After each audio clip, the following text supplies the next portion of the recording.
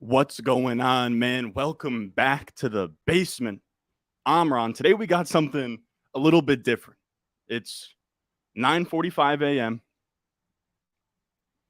I'll be honest, I scheduled this for 9:30 a.m. I took a shower. It's like we got Winnie in the cut back here. We had to take Winnie out.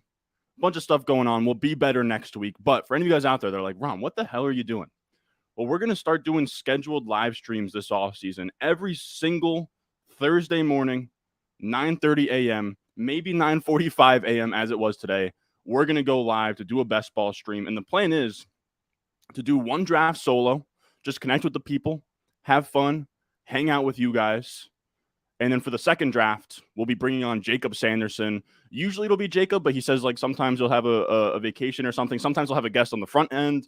But I want to have a nice little morning show here that you guys can kind of just watch along because you guys, I don't know, you're probably just like working your job. You can put this on in the background and we can just hang out this morning. Now, I want to post this link in a couple places because this is like our first show here.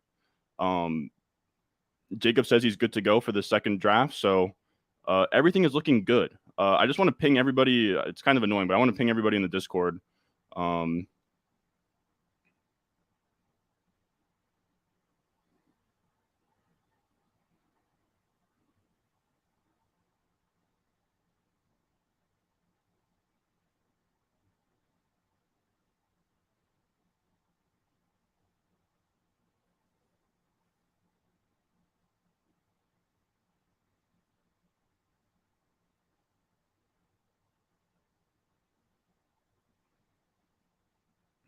All right, but how's everybody doing this on this fine morning? We're like a little bit soaked here, a little bit wet, but how is everybody? Probably should have dried off a little bit more before I got out. We got Mike in here, not typing in caps locks. Who would have thought? Are you doing a puppy? Probably. Or I might do a. We'll do a puppy because it just came out. Why not?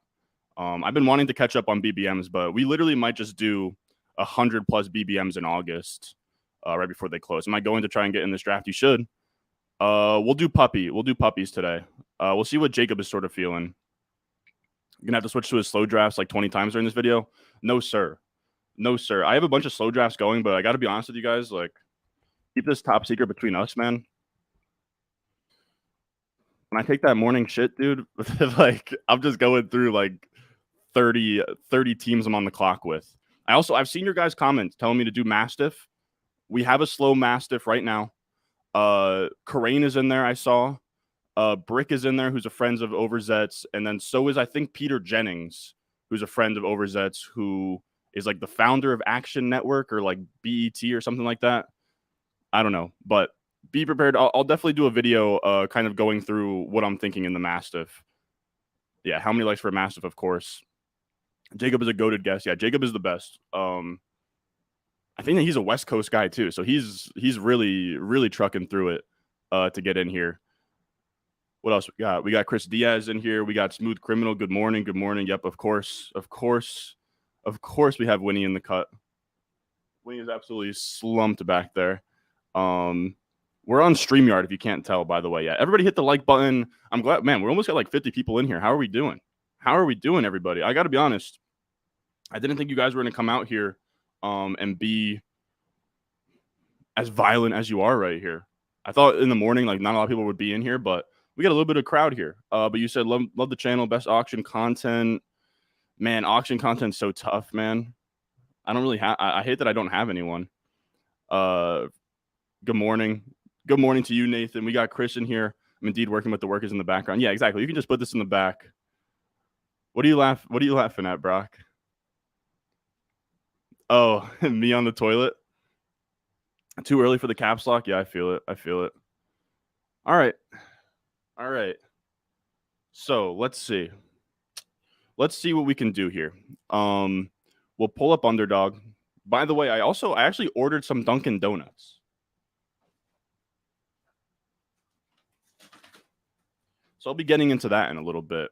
And you guys will see me. We're already coughing all over the place.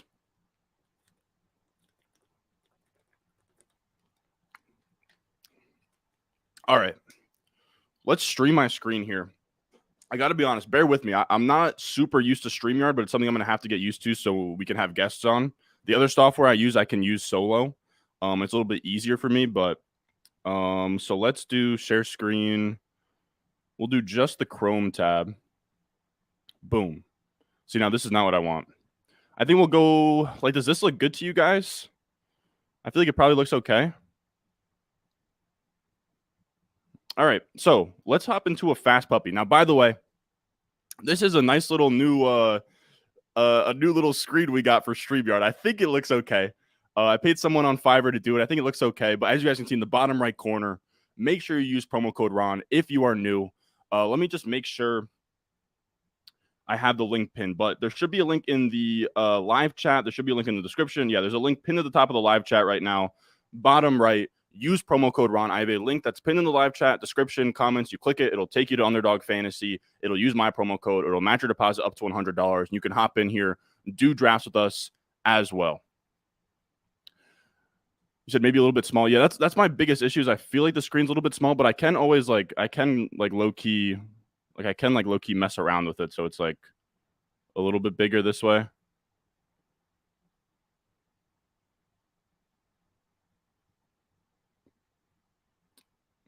How do we like that? I think we'll just keep it like that. I don't know. Let me actually. I don't know. It looks a little bit small to me, like the screen, but I think that it should be okay. I think it should be okay. Like, it's not great. We'll kind of get the feel of it as we go. Let me just make sure, have us zoomed in as far as I really possibly can here. But the fast puppy, anybody that wants to hop in, $5 to enter, $75,000 to first place. This is my first fast puppy since this contest has come out, just because I've been doing so many slow drafts. Wow, this thing is already filled. So maybe one of you guys got in there. I got to be honest, I don't think any of you guys are going to get in there, which sucks. But it is what it is. It is what it is. Now, how do we feel about kind of this draft board setup and everything? Does the screen look too small? That's the only thing I'm concerned about. That the screen is pretty zoomed in here. But how is everybody? Is the is the connection all right? The connection looks a little bit suspect on my end right now. I'm not gonna lie with you guys. You said I brought donuts? No, not donuts. I brought I don't know. They're like omelet bites. You said you didn't get in, but now you're double tabling. I love it. It is a little small. Damn it. Yeah, I mean, I could let's maybe mess around with it a little bit. I could just do that.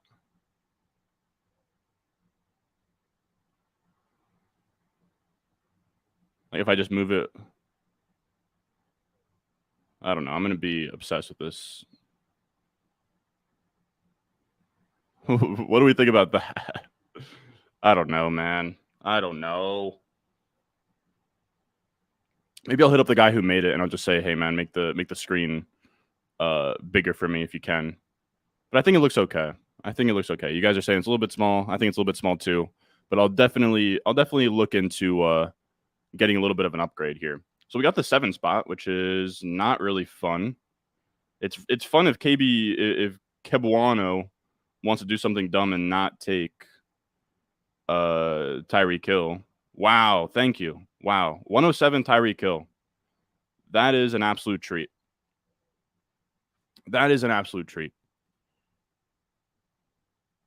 You said rip the big and toasted. I do not know, sadly.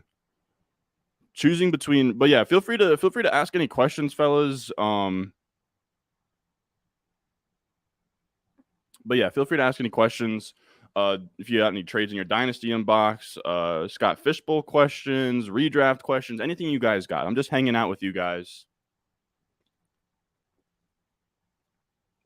It's the morning. We're hanging.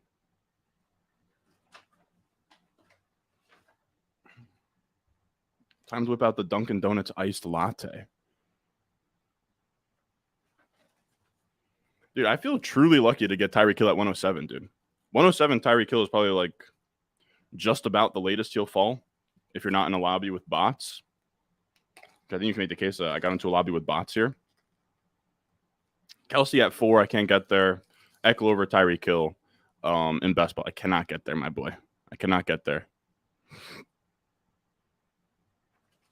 Yeah, and from Duncan, I got these like omelet bites, but we'll see how those actually are. I've had them like once before. They're okay. Chubb goes 10th overall. I literally had a tweet yesterday. Chubb's ADP right now is like 14, right? So he's going like here. I think by literally August 1st, I think Chubb is going to be like, you're going to see an ADP of like CeeDee Lamb and AJ Brown here. And I think Chubb will be right in this mix of like 9 to 11. He's going to be a first round pick. So I actually don't mind the idea of taking Chubb when he's in the second to kind of get unique combos, especially in Best Ball Mania when the contest is open for so long. But yeah, Chubb's literally going to be the RB3 per ADP very, very soon. This guy passes on Waddle. I hate that I almost want to take Waddle. All right, so he takes Waddle. So we're looking at like Saquon, Olave, Mahomes.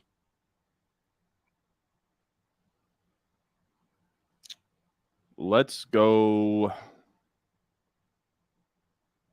I'm going to go Pollard. I think Pollard's like a little bit unique here, right? Because it's like, I don't know, we're picking 18th, reaching every, or actually, no. Let's go Saquon. I think it makes sense to just go, because we got such a steal on Tyreek Hill, you kind of just want to go from the top of the queue because that'll be a more unique pairing, if that makes sense, right? Because if Saquon is usually going 18, then he's not making it to Tyreek, who's usually going like 4 or 5. But if I took Pollard, who's usually going like 21, 22, he's always going to be paired with Tyreek Hill. So if you get one of these guys to fall in like the mid first, you almost just want to take the highest ADP value in the second round. But that's really only for rare cases where like a Tyreek Hill falls to 7 there. What else we got in here? You said check the basement drafts. Number 3 is going crazy with trades. Yeah, I've been seeing the notifications, man. So to have the guy increase font size, I don't think like, to me it's the screen is what's bothering me, not the font. You said stack Miami, Baltimore, 100%. Will do, my boy. You said took Kelsey. Yeah, 6 is the worst. I've been on record. Once the 4 receivers and McCaffrey are off the board and you have to take either Kelsey, Diggs, I guess you could put Eckler in there. I guess you could put Bijan in there. It's just ugly. We got Ethan in here. What's going on, my boy? Are you going to review the basement leagues at the end of the draft? I'll probably do something like that. Whether I look at them on stream or what, I'm not really sure yet. Hold on, can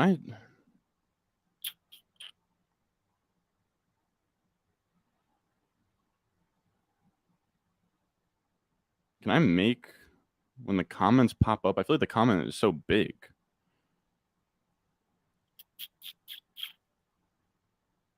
Huh.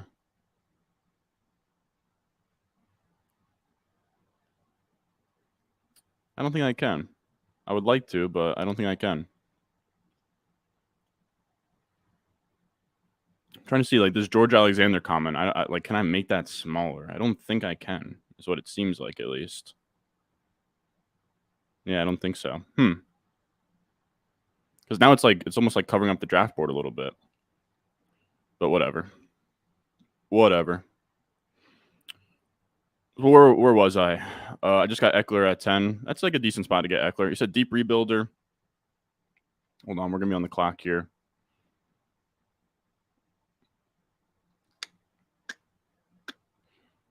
Dude, KB Uwono, or whoever this guy is just timing out every single pick. So give me Andrews here so we can get that Mike Murray approved Miami to Ravens stack there. But you said Russ in a 24-2 or Trey Lance in a 24-3? Probably Trey Lance in a rebuild.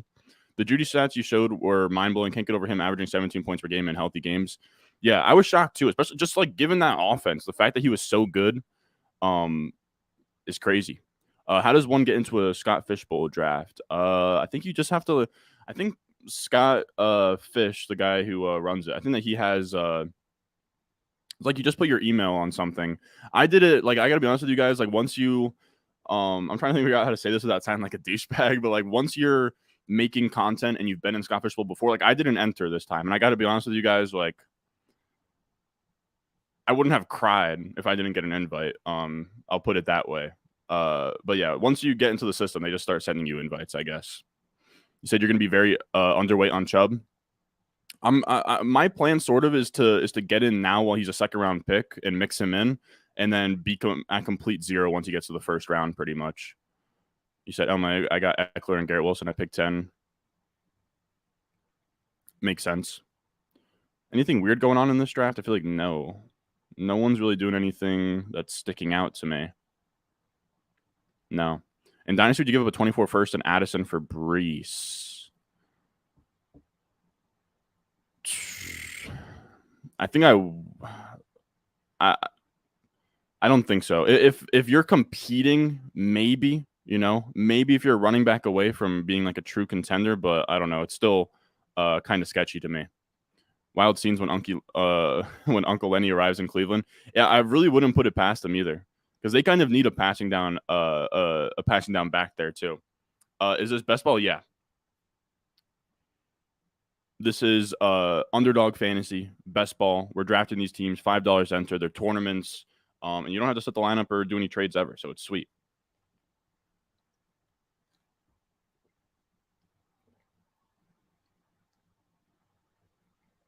What else we got? You said thoughts on DK this year. Big touchdown regression according to expected stats, but also JSN has been added to the mix. TD regression according to expected stats, but also JSN added. I like Metcalf this year. I've been saying, like, I'm trying to see where he went here. I like him in like this mid-third area.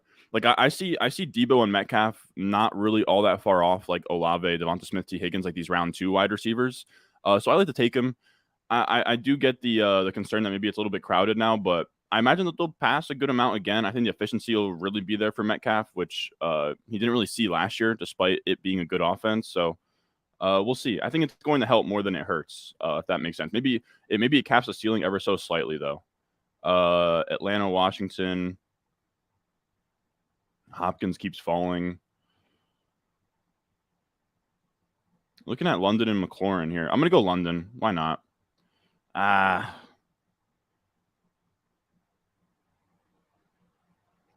guess I'll go London, but I don't like I really don't like this pocket here. I would have loved to go Judy, but mid-4th, taking like London, McLaurin, Mike Williams, like I almost think that Hopkins is the easiest one to press the button on, but if he goes to the Titans, like I'm no longer all that interested. Like every time I've taken DeAndre Hopkins is with the hopes that he goes somewhere good. Your channel seems to have some great feelers out on Twitter for fantasy football tools and strategies. How do you find all these resources with opposing views on players? Your channel seems to have some great feelers. What do you mean feelers?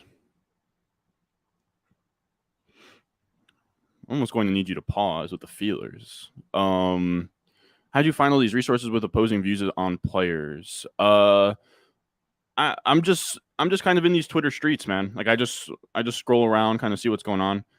Dude, this dude, look at, like, this is preposterously big, dude. Like the comment here, I just hate that it's taking up like the entire draft board. Look, we're gonna lock in. I'm not a StreamYard wizard. I probably got to reach out to Overzet and kind of see. I know he's sort of a wizard when it comes to these, but it's annoying me how big the comments coming in. But yeah, I just kind of scroll around Twitter and just kind of like you'll see a lot of opposing viewpoints. Is kind of what I'm trying to say here, without having to look too far. And I just like follow people who are bright I consider bright.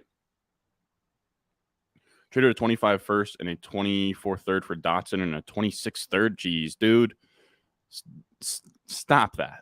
Stop. No one should be trading picks in 2026 right now, guys. I don't like it, man. I'm gonna be honest. I don't like it. I wouldn't give up a few future first for Dotson. I wouldn't.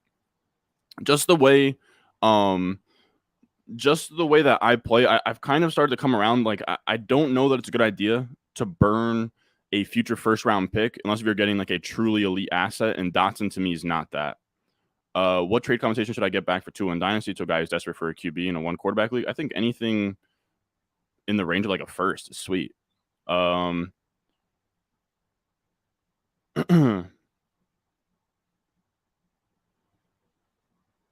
You said have the Fiverr guy move the basement logo to the bottom and make it bigger. It's probably the play. Probably the play.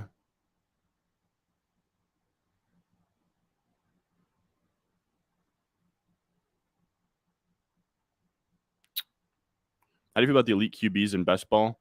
I've been mixing them in when they make sense. When they fall to like the mid third, I don't mind them. WW, I'm all in. What would you pay for Judy in a dynasty league? I would try to pay anything where I don't like. I would pay around the equivalent of a first, but I wouldn't just send a first. You said good morning, Dad. I hate when you guys do that. Why are you down on Lazard? I just don't know what the upside looks like for him. I just don't really know. Like, he's never been a big target share guy. I mean, he'll have like a couple spike weeks with Rodgers, but I think it'll be lower volume there too.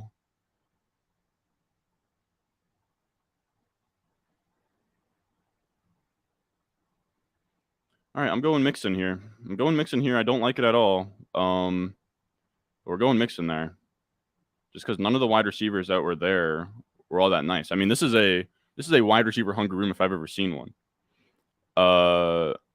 First year you weren't in the Scott Fish as well.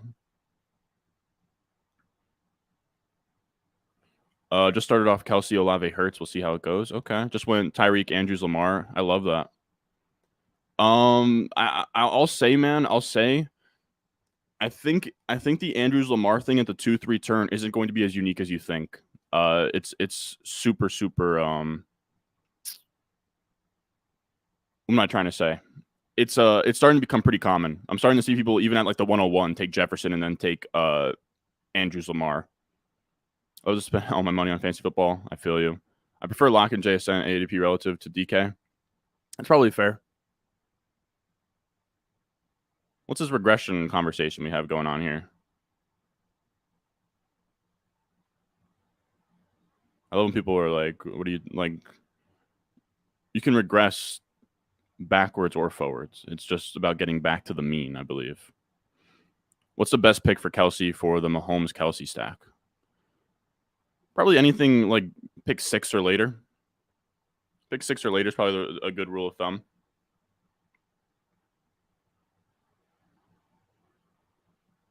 I'm getting a haircut today too. So after this stream, anywhere else you see me, I'll have the flyest of fades on my dome piece.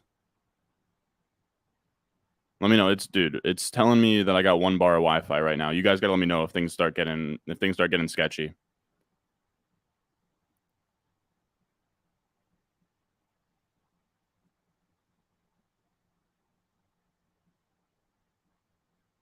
People saying Judy isn't efficient. I think he's undervalued. Judy, the crazy part is that Judy is like last year on literally the lowest scoring offense, like one of the worst offenses in the league, he was like top 12 in yards per out run, which is insane. Like having over a 2 yard per out run in a really shitty spot is really impressive to me.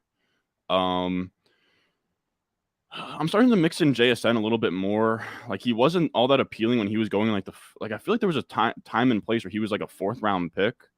6th round pick I can get there. I almost put Marquise Brown there, but I don't know. I kind of just wanted to change it up a little bit. Yeah, I didn't really have any like week 17 correlation that I wanted to set up there. So yeah. We'll take JSN. Needed to just be a wide receiver. For anybody that doesn't know what the team looks like right now, but we have Tyreek Hill, Saquon, Andrews, London, Mixon, JSN right now. That's what we're rocking with.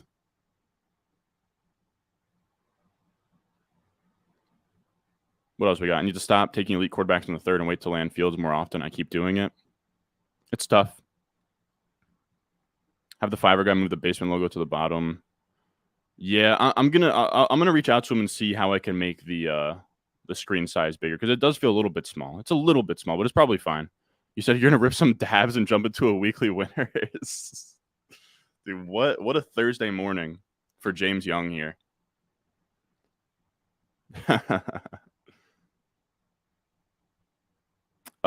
Keeping Waddle, Debo, and K Walker in a half PPR redraft, is that enough at wide receiver and a 2 flex where I can start 4 running backs? No, it's probably not. I'll probably do a strategy video soon. But one of the biggest kind of I don't know, I don't want to sound pretentious. I guess like heuristics of drafting to me is I'm trying to fill my flex with wide receivers and then another wide receiver or two. So I would almost be tempted because you got Walker there. Like you could almost go pretty hardcore 0 RB. Or you could even take like a running back early to pair with Walker and then just hammer the hell out of wide receivers. But yeah, I wouldn't start 3 straight running backs. Also, I mean, there's certain cases this year where, you know, you start like Bijan, Jonathan Taylor, and then somehow like Ramondre makes it back to you or Derrick Henry or something. I don't hate it, but I'm not crazy about it. Being addicted to trading is something that needs to be addressed. People tear apart their teams. I agree. I had a tweet the other day that was like before you make a dumbass trade, like just think if you're like, are you bored and just looking for something to do, or are you actually like helping your dynasty team accomplish something with this trade? You know, dude, this guy Cabuono or whatever the hell his name is continues. Okay, I was gonna say, dude, continues to time out on the clock. It's taking incredible self-restraint not to just take Dameon Pierce 10 picks past his ADP, but I think this has to be Addison in a very wide receiver hungry room right here. I think that's just what that has to be. He said 12-team PPR Superflex. What side you got? I'm going to assume it's Dynasty. Debo, Pierce, Everett, or Sanders, McLaurin in a second. Oh, yeah. Give me Debo side there. I'll take Debo side all day. I don't know why I said it like that. You like early third Allen and Hurts? Yeah, I don't mind the elite. I don't mind the elite quarterbacks in the third. You said Crazy and Bastard getting big time. Saw Ron on Underdog YouTube the other day. Congrats. Thank you, man. Josh and Hayden are the best, dude. Like behind the scenes, they are the most like supportive, like down to earth dudes I know in this space. Like just to be honest, when Ron wins BBM4, he'll become the best dad bod in the fantasy football community. You chill with the dad bod accusations.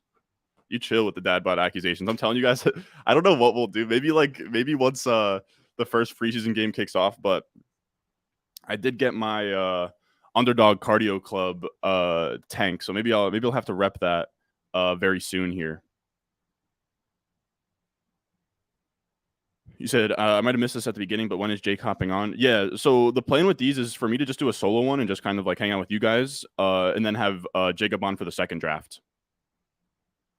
Issue with Andrews Lamar used to be a 3-4 turn stack and May, so those teams have a massive advantage. Yeah, dude, I have so many big board teams. Now obviously that was like pre-draft, and you can't really, you're not really getting a massive advantage on the field, but I was getting Lamar Andrew stacks at the 5-6 turn, bro. It was crazy.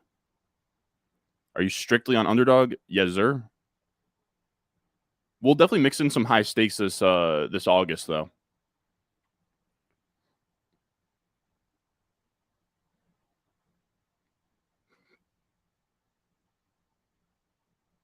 Thoughts on drafting RBs coming off of injury, Breece Hall and Javonte? Well, I think all injuries aren't really created equal, is what I would say. Like Javonte Williams' ACL tear is a lot more brutal than Breece Hall's. Yeah, so we're just staring running backs in the face here. This is going to be a running back. I don't think any of these guys really set up any stacks for us. We could debate going Tua to stack with Tyreek Hill, but I'd rather see if he falls another round. Takes Rachaad White. So we'll go James Conner as our first running back here. Why not? Or why did I say first running back? Like this is not our first running back, but oh man.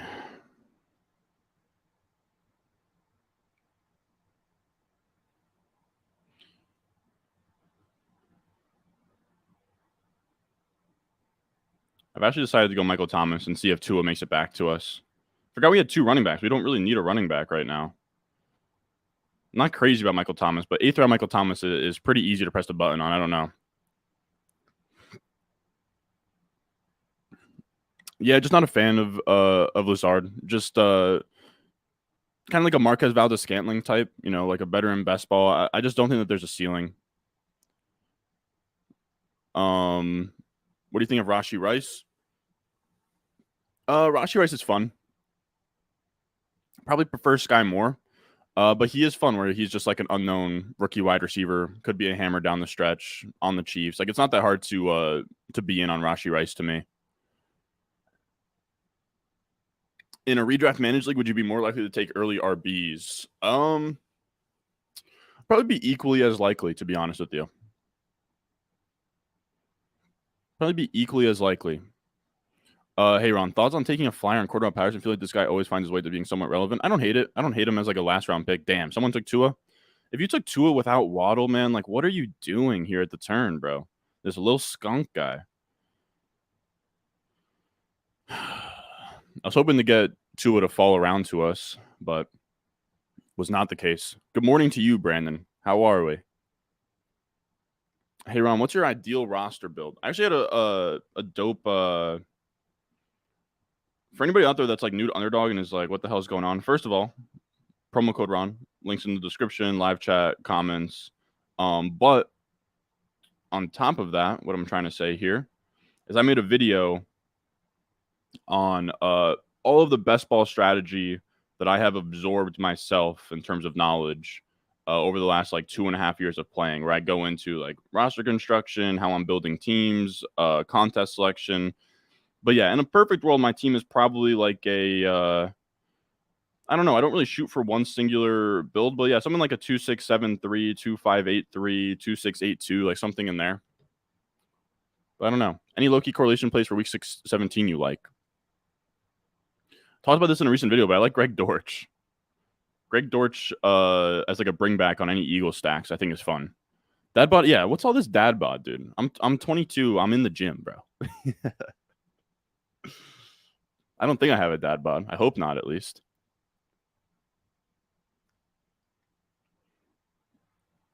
Damn, I was honestly going to probably go Dalvin there.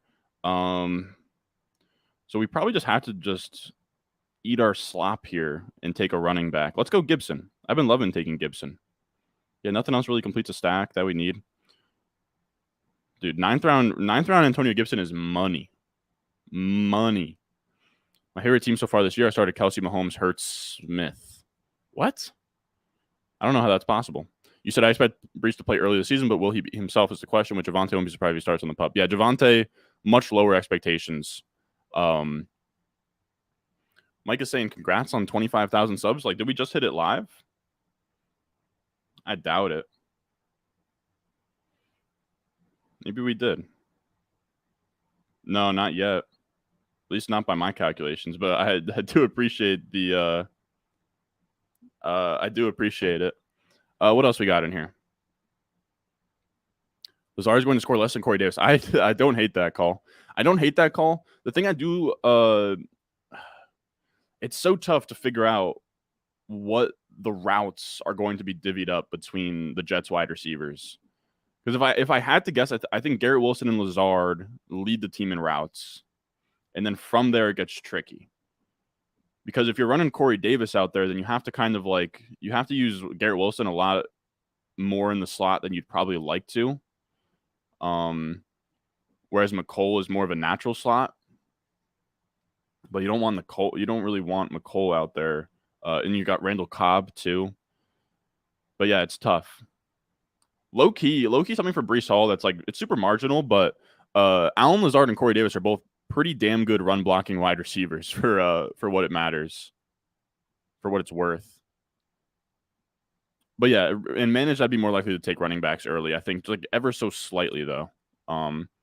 People know. I mean, I stream all my high stakes drafts. I get pretty crazy with how long I'm willing to wait on running backs. Like my best team last year, I think we went Eckler early, and then we went Josh Jacobs like round 7. And that like took us to a pretty big prize. You said I kind of like taking the guys that burn people in redraft. JT, Gabe Davis. Oh yeah, 100%. I do. I don't know if I can get there on Sutton, but I like the sentiment. Seattle Giants. I think we'll go. Could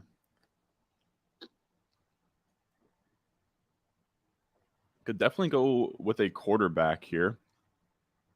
We have Addison. Why not go Kirk then? Don't like taking Kirk, I'll be honest with you guys, but it kind of just makes sense to stack him to Addison here.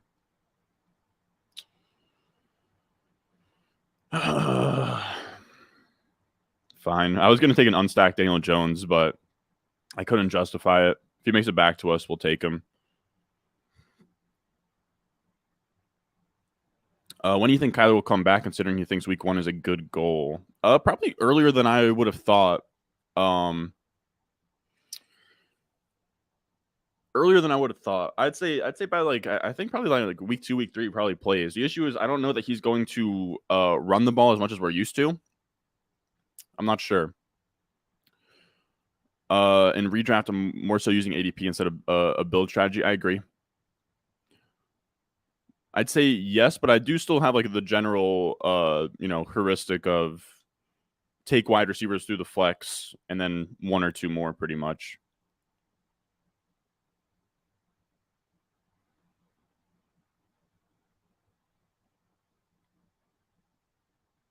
What else we got? What's one strongly held game theory or process related view you had about Dynasty that has most recently changed? Man, what a good question. Not super recently, but just over the years, I think I used to get so caught up in like these shiny wide receivers, right? Like Brandon Ayuk, like T. Higgins, like young guys that you thought could make that next leap. And it's not like they don't sometimes, like Amon-Ra St. Brown did last year. But I think it's a mistake to pour assets into chasing those kinds of wide receivers because more often than not, they're just going to end up as wide receiver 2s. Like, there's not a huge difference between the production you're going to get this year from like Devonta Smith, T. Higgins, like 2 guys I would say are probably like shiny, are probably overvalued in Dynasty, where they're like valued as wide receiver 1s, but their production's not going to match that. Damn it, I would have loved to get Daniel Jones at that last pick. I don't like OBJ, but we have like a Ravens Dolphins thing going on, and we're getting him like 14 picks past ADP, so fine, whatever. But yeah, that's what I'm saying, because what I'm trying to say is I don't think Devonta Smith and T. Higgins are going to produce many more points than say like Calvin Ridley, Keenan Allen that you can have 5 rounds cheaper in a dynasty startup draft. So that's kind of the thing. I used to be very like steadfast on like wanting to buy those early wide receivers, but they're already pushed up so high price wise. There's not a lot of profit to be made either. How excited are you to watch your Jets on Hard Knocks? Pretty excited. I will say they have their own series they do on YouTube that I really like. It's called like One Jets Drive. So it's a little bit of a bummer because I was going to get that content anyways, and I kind of don't love the. This is going to sound real hardo of me, but I don't really love like in those shows like Hard Knocks they play things up and they almost add drama that isn't there, which I don't think is always a good thing, but and kind of putting even more of like a target on our back, but should be good content. So I'm excited for it, but would maybe preferred not to be chosen for Hard Knocks. But I will say the Rex Ryan Hard Knocks series was absolutely legendary. So we'll see. I don't think it's going to be as electric though, because Rex Ryan's just one of one, man. Ron, who do you find yourself taking the most between the unsigned RBs like Cook, Hunt, Fournette, and Zeke? Fournette for me. Super cheap, catches passes. I think he probably ends up somewhere good. Man, so another wide receiver way passes ADP. But if I take another wide receiver here, that would have to be it for me. Okay, thank God. I'll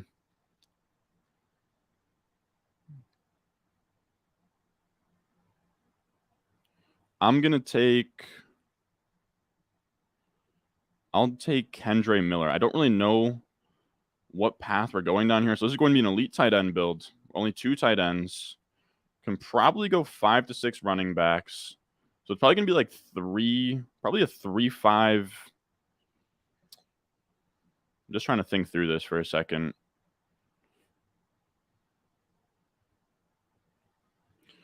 Probably a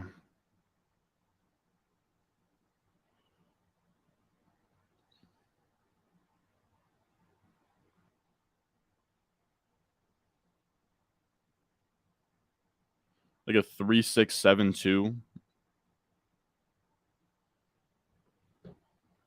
I think 3.672 we could get away with. Do you have any opinion on drafting two quarterbacks that play each other in week 17? It's not a great idea, is what I'd say about that. Just because like instead of having like two potential outs of like game environments, you only have one. But it's not the end of the world, I would say. Wilson's going to be used like Devontae was, a lot of scheme looks, addition to being a 3-level primary outside threat. Yeah, I agree. But I imagine that still probably puts a slot percentage around like 30%, you know? The difference between underdog ADP and ESPN ADP is bonkers for spots. Bateman goes in undrafted. Yeah, I'll probably do that video again. I recorded one last year when I was like, I was sick with COVID and it was a pretty low effort video, but just kind of like cross referencing underdog ADP with like Yahoo and ESPN and kind of seeing who sticks out. What are some of your favorite UDFAs for Dynasty?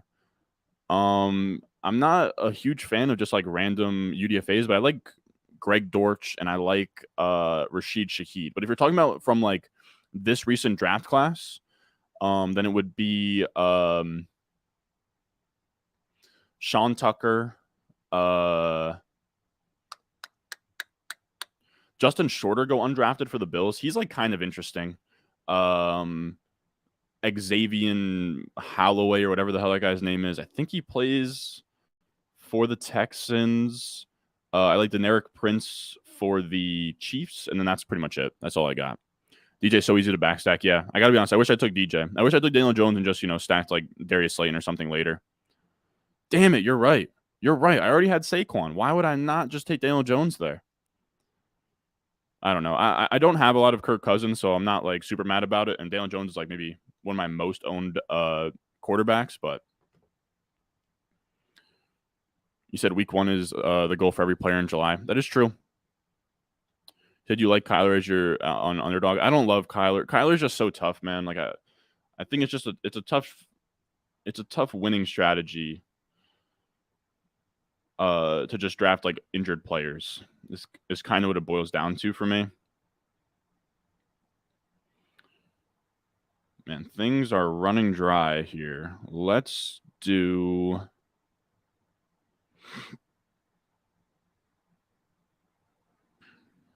Singletary, but I have to really start thinking about stacking QBs right now. So we like Giants, Cincy, no. We can do Howell. We can do. I think Carr's got to be gone. Yeah, Carr. We can do Stroud if that's around. Yep. We can do Miami, Atlanta. We can do Ritter, which is kind of fun. Okay, we got some options on the back end here. Seattle, no. Okay, so we got 3 options. The goal should be to end up with 2 of those guys, in addition to Kirk Cousins. We'll see. Greg Dortch or Van Jefferson as a late round flyer, probably Jefferson, but that's just because Jefferson actually has like an ADP, whereas Dortch is like undrafted. Have you ever went Will and Hoddle? Did I say Will and Hoddle? I've ever gone Hill and Waddle. I'm not sure, but if it was like open to me, I probably would. You start watching quarterbacks, it's making me dislike Cousins and like Mahomes a lot more. I won't lie.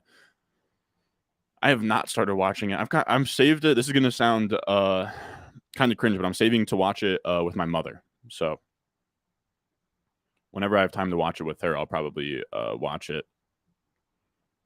She loves those types of shows, dude. She's seen like sports documentary shows that I haven't even seen. Like she loved Last Chance U. She's seen like all of the All or Nothings on like Amazon Prime or whatever. I haven't even seen the All or Nothings, but yeah, she loves those. As a Packers fan, I'm so hyped for Hard Knocks. Yo, chill. Bateman or Flowers? I'll go Bateman. I'll go Bateman until we get some real negative news on the injury. Yeah, exactly. Tyreek and Waddle plus Tua is pretty sweet, which I think is probably like the main reason to try and do that. All right, so we don't have to take quarterback for a little bit here. Carolina, KC, Green Bay. Could take Jordan Love and figure out the Green Bay stack later, but I don't really wanna, is what I would say to that. I think we'll just go with another running back here. Actually, no, let's go Taysom Hill. We have some Saints correlation. Yeah, we got a bunch of Saints correlation. I guess we'll go Taysom Hill. All right, so now we're good at tight ends. I'm fine with that. Some pretty crazy spike weeks between him and Mark Andrews, hopefully. Cook play for the Jets feels like an all in year for them. I got to be honest with you guys. I would be pretty shocked if Dalvin Cook ended up as a Jet. We'll see because, I mean, the odds and stuff,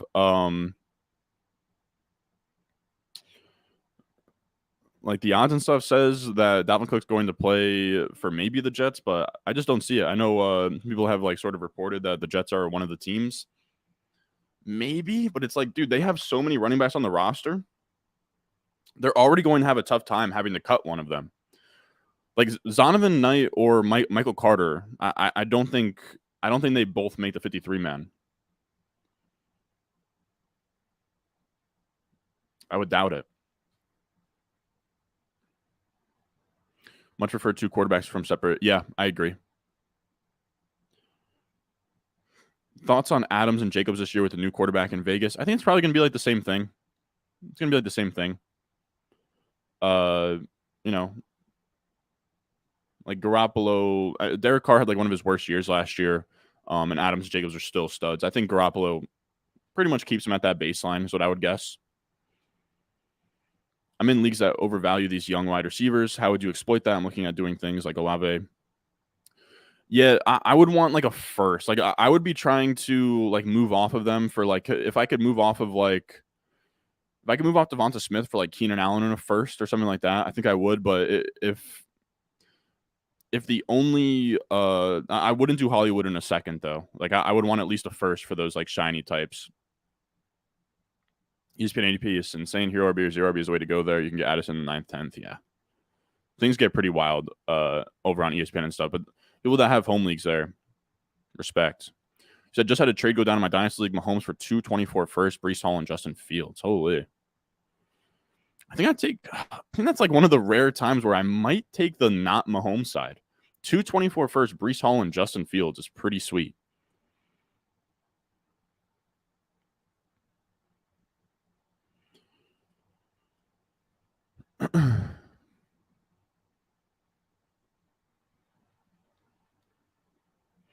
All right, what else we got? Wow, so Jordan Love's going to fall to us here. I probably still won't take him.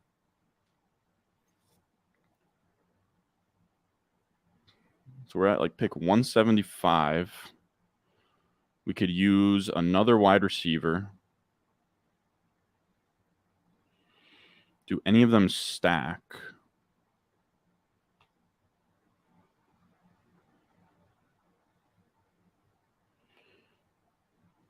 I think if Kebuano allows us to, we're going to go Mechie to stack with Stroud.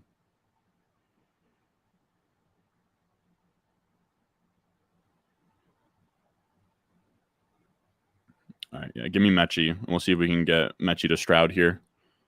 We have 3 more picks. Probably going to end up being 2 quarterbacks. And either a running back or wide receiver. I don't know yet.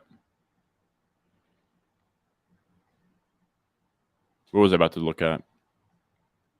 I think the Cowboys would give Pollard a bell cow type role. Probably not.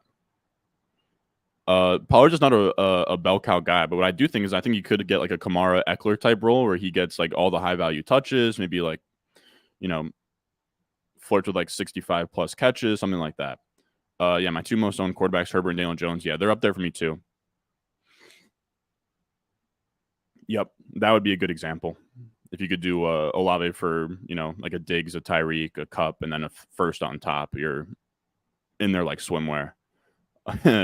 Thoughts on 5 different Giants wide receivers you can get in the last couple rounds? I like Hodgins and I like Slayton the most out of that group for redraft purposes, but it's tough. Yeah, I agree. That's like usually I'm like, yeah, just give me Mahomes side, but I think I would sell him for that price.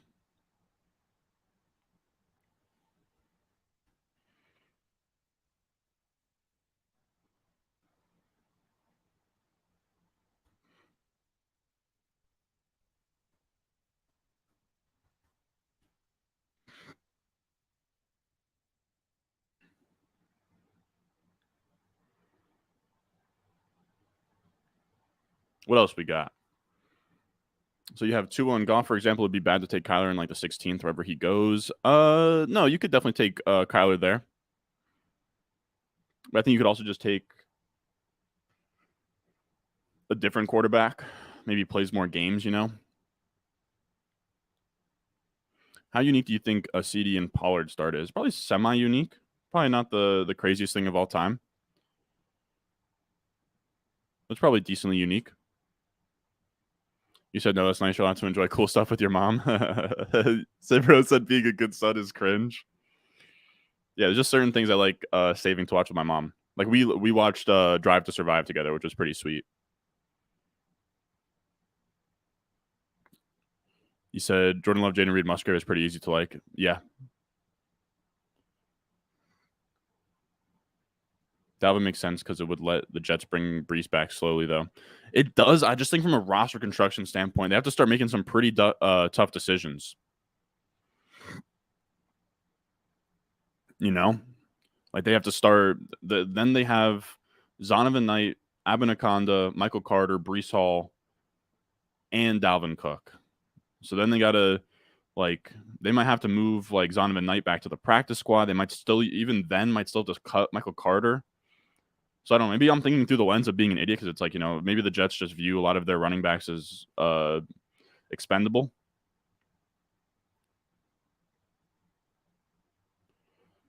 You said you don't think Miami really wants him. I think you're probably right. Now I'm kind of talking my ass here, but I don't think Dalvin Cook really fits into their like outside zone scheme. Maybe he does, but I don't think so. Like I think you got to have some juice to really thrive in a scheme like that. Thoughts on the puppy fast advance rate? 2 out of 12, 2 out of 18, 1 out of 18 feels really tough. I think that's kind of just the deal when it comes to a lot of these tournaments. But I do. It does kind of feel like you're, I don't know, trying to hit a pretty small bullseye, I guess. You're trading away Debo and AJ Dillon for Waddle and Brian Robinson. I think value-wise, you probably can. But I'm not crazy about it. Just popped in. What's going on, Danny? We're listening to Legendary Upside. They said that Mahomes like 28, Bijan will be drafted and then probably out of the league while he's still in his prime. Yeah. How does best ball strategy change in a 12-team home league format? Wow. So you guys are doing you guys are doing a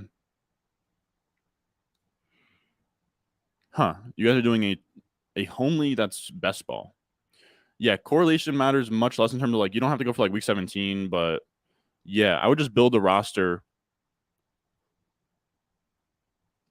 that's like very safe week to week, if that makes sense.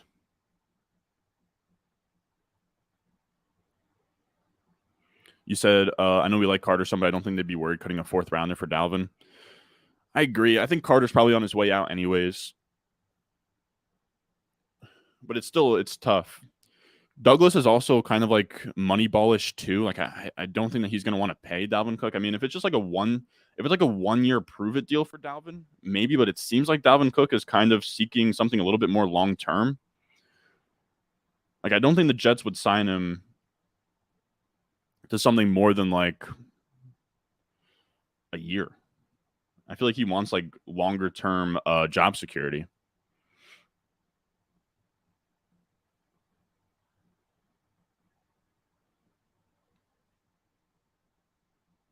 All right, hate that we're probably going to end up taking Sam Howell here. Barely even have Washington correlation as well.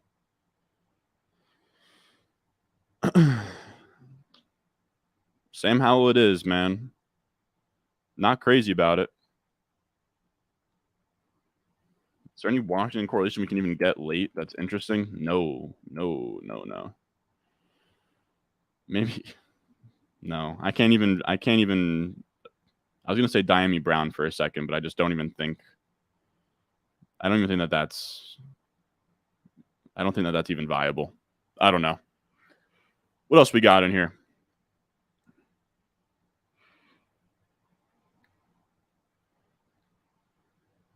Said waiting for the video to prop before I edit it. I appreciate that, my boy. Logan Thomas league winner, yeah. I just don't want to take a third tight end. I feel like Cole Turner might be the guy there. I don't know. You said early career Dalvin fits the outside zone scheme. Yeah, I agree. It's just like, yeah. I think you'd be like, I almost think you're just better off using, like, I imagine that's what McDaniel thinks. They're just better off using Mostert.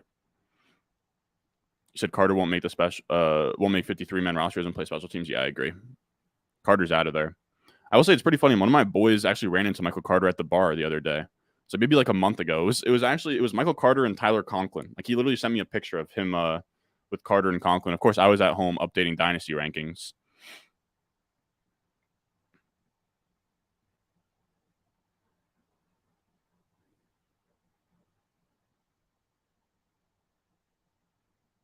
You said I feel bad for the RBs, but at some point they have to realize they aren't getting paid. Yeah, I really don't know what the solution is to get the running backs paid. They come in on their rookie deal, they get screwed. You said Conklin's the boy. Like, I think Conklin had like a fanny pack on or something, dude. Not a fanny pack, but one of those, like, I don't know, like over the shoulder satchel looking things. I have to be honest, I don't know who I'm taking with this last pick. We could definitely use a Washington pass catcher, but I just think, I guess we're just going to stack him to Gibson here because we don't have anybody to go with.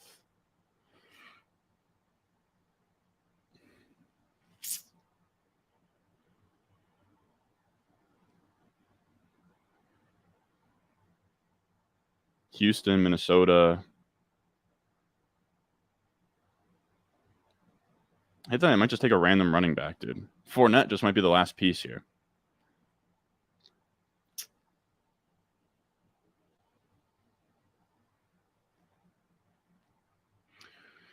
We're taking Fournette. I hate to say it. 3-6-7-2 build. Maybe went a little bit heavy on running backs. But I feel all right about it. But this is what we ended up with. We ended up with Tyreek Hill, Saquon, Andrews, London, Mixon, JSN, Addison, Michael Thomas, Gibson, Kirk Cousins, OBJ, Kendre Miller, Devin Singletary, Taysom Hill, John Mechie, CJ Stroud, Sam Howell, Leonard Fournette. Nothing too crazy. 3-6-7-2 build. We got some correlation in there. I don't think we really have any week 17 going on. Like, we don't have any Green Bay with our Minnesota. We don't have any Titans for Houston. We don't have any 49ers for Washington. So literally no week 17 correlation. It's tough to get the perfect team on stream, I'll say. But we do have a guest waiting to get let in here. We have Jacob Sanderson coming out. I hope he's ready to go to get added to the stream here. How's it going, Jacob? Doing well. All right, hold on. I actually have to get my headphones out real quick if I can find them. Being a little bit of an idiot here. Oh my goodness! Like, I come into the chat and people are talking. Yeah, I've seen smoother transitions in the past. Can you hear me? Oh, I can hear you. Yeah, I'm just complaining about. I come in. I get up at 7 a.m. to come in and draft a basketball team, and I already have Genji out here chirping the Boston Celtics. This is unseemly. The Boston Celtics are cooked. Wait, I thought I saw you guys got Tingus Pingus. Yeah, we do. But yeah, we'll see. Celtics were like this is like Celtics are in a civil war right now. We got like half the fan base is pumped about the Tingus Pingus trade. Half the fan base is despondent over losing Marcus Smart. It's like a whole. It's a bad time to be a Celtics fan online. There we go. Smooth criminal entertainment. Let's go. I have to say, like, I'm not even a Heat fan, and I really didn't mean to wear the Heat shirt with Jacob coming on here, but it just kind of ends up happening. I feel like it's a pretty sweet shirt, you know, LeBron James, whatever. But yeah, I'm happy to talk some basketball. People, I mean, I haven't talked to you, and it feels like probably, I don't know, like 10 months, 9 months. Yeah. But yeah, glad to have you on. I know I'm actually a subscriber of. You've been working on Thinking About Thinking, right? That's the name of it, True. which has been Yes. absolutely sweet. I've been waiting for you to actually like drop rankings, and it seems like you're hopping on Rankings that are wave in. now. The Well, I rankings think are in. before then, I feel like people were begging you for rankings, and you were I skimping was out on them a little resisting bit. for a while, and then I was like, well, I guess I'll drop the rankings. I did the rankings with like a solid like 1,500 to 2,000 word preamble on each, qualifying all the reasons why people shouldn't pay that much attention to rankings. And then I was like, and then here's the rankings, I guess. But yeah, I did. Those were my last 2 posts. So I did one the first 8 rounds, one from rounds 9 through 18. The first kind of preamble was just all about my thoughts on this wide receiver economy that Joe Biden has put us into, and you know how we're responding to that. Are we still drafting zero RB teams? Are we never drafting them? How many running backs are we drafting? Do we just keep taking them? They score more points. And then, you know, I wrote about complementary drafting. So different type of player archetypes, how we're complementing our early picks, what we're doing in the last round. So we'll do that. We'll have more coming. It's it never stops right now. We're in the middle of hot basketball summer. So I was gonna ask too, like I would like when I reached out to you to have you on to, you know, like co-host this and run drafts every Thursday morning, like aren't you West Coast? Like what like is it like 6 a.m. right now? Like what it's 7:46. Oh my goodness. This is why this is the best time to do it, because like when you reached out, it's like I'm honestly I'm pretty busy. Like I write the bar exam in 2 weeks. Oh my God. So it's like I can't really make time for like another night show. Like I said, I'm studying. But like if you're like, hey, do you want to just like get up an hour earlier and then you're just turning an hour of sleep into an hour of drafting? It's like that I can do. That makes no impact on my schedule. Like I would not be up right now otherwise. I love it. And I appreciate you making the time, dude. I hopped on here at like, I don't know, I had it scheduled for like 9:30. I ended up hopping on here at like 9:43. Like even for me, it was a little bit of a stretch just to get ready and hop on here. But I wanted to ask one more question before we hop into a draft. Like what kind of volume are you playing right now? Because I'm overwhelmed with all these drafts, dude. Like I put a picture on Twitter like yesterday. Like, dude, I literally just maxed the poodle and they drop a puppy on us the next day. So now I'm like, should I even be racing to this yesterday? I was actually like living a little bit of life yesterday for change. There's a puppy now. Dude, there's a fast puppy and a slow puppy. There's 2 separate puppies. You can only do fast in one, only do slows in the other. And it's a lot, man. So yeah, I've not been having the FOMO with the standalone tournaments. Like some of them I go for and some of them I don't. Like Puppy 1, I barely drafted in. Like I did like a few fast drafts, whatever. Same with like the first couple poodles. Puppy 2, I was like, okay, I'm gonna just do 25 slows, and so I did like a bunch of slow drafts for Puppy 2. I maxed the poodle on slow drafts exclusively, so I'm not doing any fast drafts for the poodle. Hit the 50. That'll just be like something nice to bide my time. I am planning on maxing BBM, and then, but I'm probably gonna have to do a lot of it on slows because I didn't really. So I write my timeline. I write the bar July 28th. I head to Ireland August 6th. I'm in Ireland until August 21st. So realistically, that 8-day window in between writing the bar in Ireland, I'm going to be drafting an absolute shitload of teams. That's probably when I'm going to start venturing more into the DraftKings streets as well. And then I'm just probably going to have to enter like a gazillion slow drafts, I guess, to give myself something to do in Ireland other than like see castles and hang out with my family. So I'm probably gonna have to enter a lot of slows at that point, because that's the deal with Underdog, right? If you enter a slow draft when you're within jurisdiction, you can still keep drafting it even if you're out of jurisdiction. Yeah, I'm in the same boat. Like I literally maxed out yesterday, like the poodle, because I kind of don't mind the ones where it's like 50 to max. It's like, okay, fine, I'll hit him with the 50.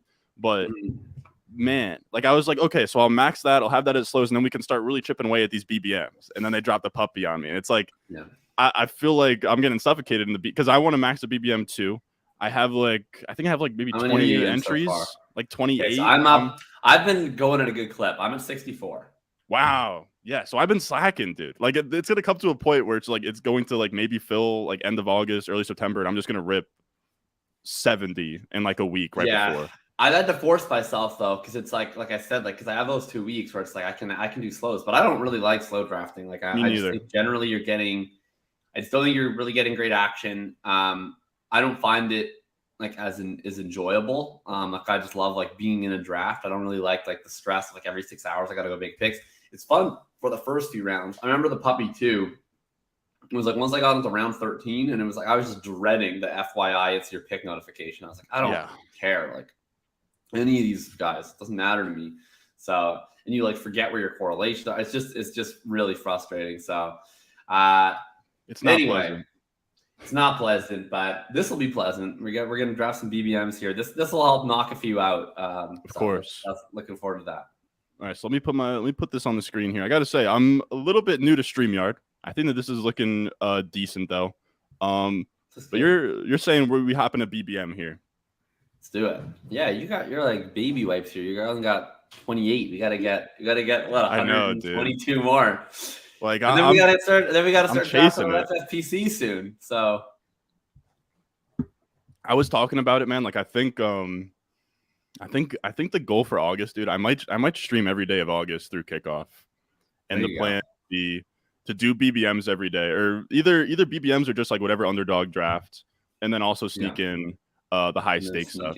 Have you seen it's actually kind of like I don't know if this is like good to air out, but I guess because you've done the Football Guys Championship on FFPC.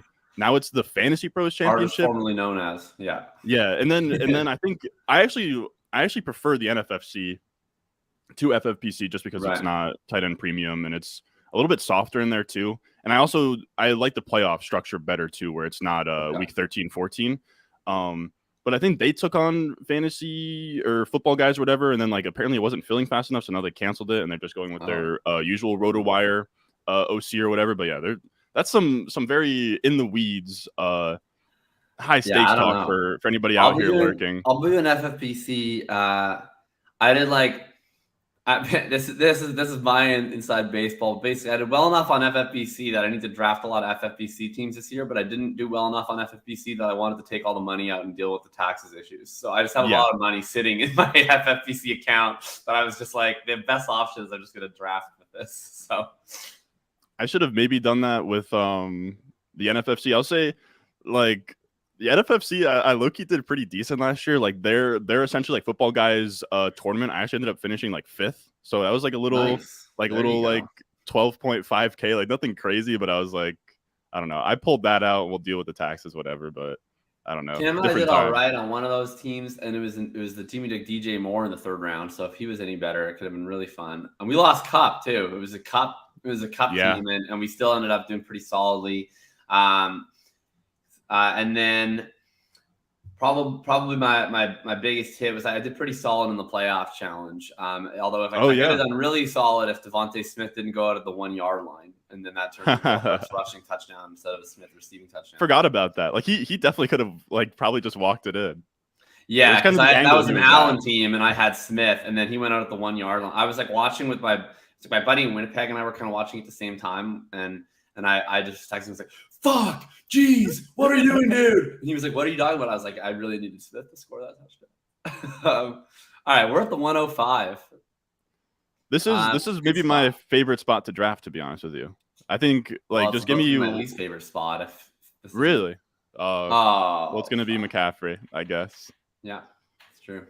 Yeah, so I guess this will be like my second McCaffrey share of the draft season. Really? So you're only taking if he gets to 5. Yeah, I that's pretty much where I'm at too. But I find them slipping to 5, especially especially in these like wide receiver rooms we're in, where I even saw I think Eagles, who is like notoriously a running back bro. His rankings he uses on Underdog, he also has the 4 wide receivers in McCaffrey. So I think that it's probably going to become consensus. I mean, yeah, I think it's just. And it's still a question to me, honestly, if it's Kelsey or McCaffrey after the first 4 wide receivers. But really, yeah, I mean, I think what's your workload split between McCaffrey and Mitchell? Because I don't think it's like I don't want to be like the "Are you worried about Elijah Mitchell" guy, but I'm worried enough where, like, if Christian McCaffrey at base projection isn't just blasting the rest of the wide receivers, I don't really see the point in taking him. And for me, he's not like. For me, I have it actually pretty tight. They had the exact same amount of carries in the games they played together down the stretch of the regular season. I have CMC at 204 carries, and I have Elijah Mitchell at 177 if we don't project any injuries to either one. So I actually have a pretty close rushing split between them. Of course, I have CMC for 89 targets and Mitchell for 10, but I don't know. I don't have CMC that far ahead of Eckler, and I have him. I have him like pretty much right in the same base projection as like Cooper Kupp. I actually have him like pretty close to Devontae Adams too, but I understand that people don't want to draft him for silly reasons. Have you finished team level projections for every team? Is this what I'm hearing? I'm 16 out of 32. I plan on finishing by the end of the week, but that'll be the next thing up on thinking. I was grinding the projections last weekend and to finish them up this weekend, and then I'll have some posts about that. That's crazy. But yeah, I agree. I think it's a little bit of an issue. Especially because the 49ers are going to be good. Like they're going to be playing against they play against the Rams twice a year and the Cardinals twice a year. So yeah, I think there's going to be some fourth quarter. Like there's going to be some games where it's pretty. I guess like frustrating is probably the right word, but it does just get tough for me just because I think there's such a gap. You think Elijah Mitchell's probably the better runner between the tackles? What you're saying? Pretty clearly, yeah. I mean, he graded out so well the first 2 years of his career. Like I think his only issue is he doesn't catch any passes and he's always hurt. But like, I think they're pretty content with him as a runner. I'm curious what. Where your mind is here. Well, that's why I hate doing CMC because then we usually get locked at a wide receiver. But I'd be pretty excited to take Olave here. Yeah, over your boy Pollard. Well, that's why I don't really like to take the wide receivers, but we didn't have that choice. It was gone from. All right, let's go Olave. Now I'll say like I've been struggling to push the button on Olave here. Like I'll be honest, if this was me, I'd probably take Pollard there and just eat the 2 running back start. RB, bro. But we're gonna get a running back you like next round too. That is the predicament I find myself in very often. Like it's just like, would you rather have Pollard, Ridley, or Olave, Hall? Can I go Pollard, Andrews? But even then, that's not great. But now, I don't know. Then your first wide receivers in round 4. Oh my God, I'm not as red pilled on the robust RB as you are. Dude, I'm pushing wide receiver this year. I mean, if I don't know, the second round wide receivers are just so meh to me. Like the Olave, Devonta Smith, like T Higgins are tough to pick in round 2. Interesting. I feel that way about Smith and Higgins. I don't feel that way about Olave. I feel good about Olave. Yeah. I'm trying to get there on Olave. I just don't know Olave, like the offense. Early round pick first round pick wide receiver who ran a super deep route tree, who had a 26% target share. Like, why couldn't he have the Justin Jefferson second season? Like, why couldn't he be 32% target share, 45% air yard share, threatening for wide receiver 1 overall? Like I see the upside with Olave pretty clearly in a way that I struggle to with, especially Higgins. I see it with Smith as a contingent play. I don't see it in their base offense. But I like Olave more than Jalen Waddle, actually. Really? I don't really hate that either. I'm just not like it's tough. I think that you probably agree. Like construction aside, like you probably prefer Pollard in a vacuum, but of course, I don't know. I guess I should start being a little bit more mindful about what I'm looking at this next round. That's why I don't really take CMC and Eckler because I'm always liking the running back more than the receiver. Okay. What are you looking at now? Here? Now we're taking an RB. I think. Personally, whichever one you'd like. 2. Okay, you don't care. I mean, I'd probably rather just take Jacobs because I like my Hall discount these days, but I'm fine with Hall as well. Yeah, let's go Jacobs. Yeah, why not? Why not? We'll go Jacobs. Yeah, see, that could have been ugly. You're drafting all the running backs, but you're not drafting Josh Jacobs. That's kind of the dichotomy, the duality of man. Third round Josh Jacobs. That's not enough of a discount for you on like the third round Josh Jacobs is still tough to swallow. It still just doesn't feel pretty. I don't know. Like Breece Hall just feels so much sexier at that spot. But I see what you're saying. Like he's fine. He's fine. I just think he's better than fine. He projects for probably like like 17 half PPR points per game, and he goes in the third round, and like there's nobody else there. He's not. I would like the path to 1B. RB1 overall, but I do agree it gets pretty thin, I mean, even he with was like like pretty Brees. close to being the RB1 overall last year, wasn't he? Was he about RB3? Yeah, but running back's been so bad. Do we think this is just kind of a random question, but do we think, like, I was looking through it, like the last two RB1 overalls haven't even cracked the top 8 running backs in points per game over the last 5 years. Like, do we think we get 23 plus points per game from somebody this year? No, we don't. Do we ever? Do we ever see legendary running? Ever since Karain dropped the legendary running back article, we are yet to see a legendary running back. We might see it again someday. I just don't think this is the year. Like, yeah, Eckler's ran really hot on touchdowns recently. Didn't do it before. He's probably in an offense where he's not going to be catching quite as many dump offs. So I mean, he's going to probably have a really good season. But I think he'll struggle to match his best seasons on record. I don't think he's going to surpass them. I already mentioned some of my, it's not like concerns with McCaffrey. Like I still have him projected as RB1. I still rank him as RB1. I'm not like trying to be dramatic about it, but I think he's in. I think part of the appeal of taking McCaffrey over those wide receivers is you're like, this is the guy who can break fantasy. And I just think that's a little unlikely. I think it's more like he'll have a really strong season, but I don't even know that it's necessarily the case that if he stays healthy for 17 games, he outscores Cooper Kupp. I don't know. Of course, Tony Pollard, of course. Yeah, I don't know. I think it's a struggle. I think probably Pollard, of course. I think Bijan, like maybe Bijan is just like that guy has like a Saquon rookie year, but that even feels a little bit thin. Even Saquon's wasn't 23 points per game, was it? No, dude, Saquon's was like 24. His rookie year really? was crazy. As a rookie? But I mean, in full PPR, just because he had like 90 plus catches or whatever. Yeah. But yeah, that was the year where Eli was just feeding him. I'm curious, kind of what you're like. What are you thinking here? Like, I imagine, like this. I have to be honest with you, man. Like this tier of wide receivers, I don't like it. Like I don't like it in the 4th round.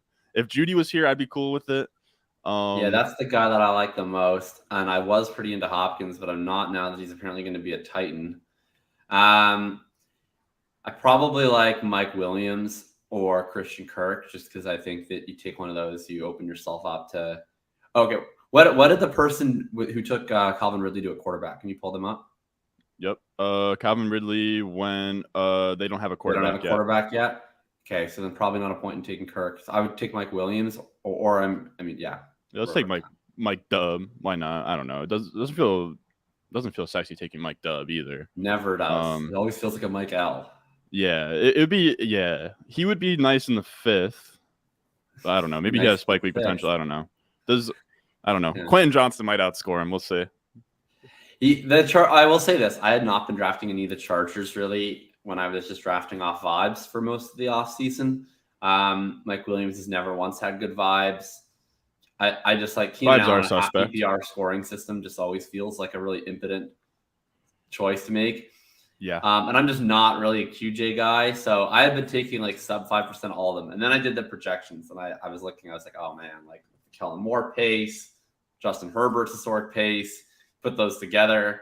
They're going to have and then I'm looking at the running back depth chart and it's like, I actually can't. Like I was originally going to merge like the pass rate over expectation from the Lombardi Chargers and like the Moore Cowboys, but I was like, I can't do that because the Chargers don't have any running backs that can carry the football, so they can't call run plays to Josh Kelly. Like they're just not going to do that. So, it's really easy to project the Chargers super well. Like I wound up and I run hot because I don't project any injuries into my stuff, so there's no like. That's not baked in. People could bake in their own contingent value if they want. But I have like 153 targets for Keenan Allen, 128 for Mike Williams, 108 for Quentin Johnston, 90 for Eckler. Like it's just going to be a lot. What are we thinking here? I mean, we have like Deontay. If you want to go that route, we could just go Herbert. Ayuk is gone. Yeah. Is that the case? Ayuk is gone. Yeah, I'm fine with doing Herbert, and then. Yeah, I mean, I always would make an impassioned plea for Dobbins, but we already have 2 running backs, so probably not the case. We could do the correlated Godwin, but I don't like Chris Godwin. Oh, my goodness. Buzz beater. Okay. Herbert. Yeah, Where do you stand on the Bucks? Because almost everyone I know is like, Bucks are great values, and I actually don't think that they're that great of values. You and Josh Norris have beaten every hope I've had out of the Bucks. I was drafting them early on, just like, I don't know, like, I think just like my dog brain was just like, if this was Brady, Godwin would be right with DK Metcalf at like an early third, and Evans would probably be like a late third. Now you're just getting such a massive discount. I almost like, it's almost weird because I think people probably like Godwin more than Evans, but I almost like Evans more than Godwin, like a round or two later. Just I because would Godwin, much rather take, you'd rather Evans or Godwin? I'd rather take Evans a cost. Yeah. I mean, I think they're pretty similar. I think, like, sure, Godwin's probably going to earn more targets, but Godwin is way less of a target earner than people think he is. That's exactly. Like, the way people talk about him is as though he's like a 27% target share guy, and he's fine, but he's like a 22% target share guy. You can make the case, like Cooper Adams has had that graph before, about the relationship between team passing volume and shares, and that the shares do start to get flatter as you crank up the volume. So sure, I'll go ahead and say that he's going to be higher, but like, I'll pull up the sheet. Like, I projected him for a 23.5% target share, which would be, I don't know if that's the highest of his career, or at least highest since 2019. And like, it's not a very exciting line. It's like, that's I don't know. I don't think they're going to throw like a ton. I don't think they're going to run a ton of plays. Does he get over 1,000 receiving yards? 3 and out. Yeah, barely. I'm at 1,012. Yeah, I don't have Mike Evans at 1,000 receiving yards, but I know that's tempting fate. That is funny. Yeah, like, that's what it is to me. I think they both probably have lower target shares. Like, Evans, it hasn't happened in a while, but it did happen early on. The thing that's scary is, like, I think that you pointed out really well with Baker on the Panthers, is like, he holds on to it so long and plays out a structure that he's going to like his third, fourth, fifth reads. Yeah. And like, completely just like, like that was the issue with DJ Moore early last year, is because Baker was just looking, wherever he was looking. So it gets tough, but it's like, man, like, when you can draft Mike Evans in like round 6, and like he can like maybe doesn't even start in your flex week 1. Right. There's some appeal there, especially with a lot of these wide receivers in this range. Like, they all are kind of on ass offenses. You know what I mean? Like, and at least Evans can spike week, right? Yeah. Like Godwin he can bail you out. Require like touchdowns, or they require a lot of volume. And if you look at wide receivers historically that have had efficiency with Baker, it's outside wide receivers, really. Like, it's like Donovan Peoples-Jones always had efficiency with Baker Mayfield. It's not really like the guys who win in the intermediate area. Like, Baker Mayfield can't throw accurately over the middle at all. It's terrible. You have a lean here? We just talked about him. This is probably a good chance to take him, I think, right? We probably want to take Evans here? Olave. I'm cool with it. I think it fits the team. Let's do it. 10th straight 1,000+ yard season under OC. Who's this OC they brought in? Canales? Yeah, I hope I'm saying that right. Keep the gun, take the cannoli. Is that the line? But I think he comes from maybe the Rams, or no. Comes from the Seahawks. So he's been under. Yeah, I don't know. Canales was credited with assisting in the resurgence of Geno Smith. Oh, there you go. At least he's probably better than Leftwich, but I don't know what to expect there. But and I imagine. I think I talked to you about with Mike Clay's projections. Like, he has Mike Evans and Godwin both projected right now as top 24 wide receivers with like the 14th most attempts. I imagine you're thinking more like bottom 10 attempts, because they're not just good. I wonder how much he takes into account like sustaining drives, and like first downs matter for attempts. Like, even if your pass rate is high, Yeah, like, I don't have them for very many plays. I don't have them for a super high volume of plays per game, because I just think that they're going to spend a lot of time going 3 and out. Right. That's kind of their defense is probably going to keep them in games. Oh, we just lost Dodson on our bring back. That's depressing. We do have Quentin Johnston to Herbert if we'd like. Oh yeah, I like that. Let's do that. Yeah. All right, perfect, dude. I like if I go to my this is pre-draft NFL bet. So this is the big board, dude. Yeah, Quentin Johnston like 46% in the big board. Wow. I've been taking a lot. Now I will say, my other now I lost where we were. God damn it. Sort through all the poodle threes. You're still drafting Pomeranians. Dude, I'm drafting everything, man. I'm literally drafting. Like I did a wave of Pomeranians, dude. Slow when the draft Pomeranians, yeah, I'm literally the spokesperson. What was I going to say? But yeah, they had like the no rake ones, and I was like, God damn it! Like I have to. There's no rake. I have to fill this. So I did 25 fasts on July 4th, and I did 25 slows. So those are what's finishing up there. That drafting fast and drafting slow by Daniel Kahneman. But what do we got here? Yeah, I've been taking a crazy amount of Quentin Johnson. Just feels like, just really this offense is gonna be really good. Like I'm glad that you're kind of coming around on the Chargers because they've been. I'm coming around. I've sort of just been harping on them because it just feels like, I mean, like what Herbert did through his first 2 years is just like you don't see that, like 30 plus passing touchdowns or whatever it was clearly just not himself last year. Like I don't think either of us have any doubts that he'll be really, really good this year.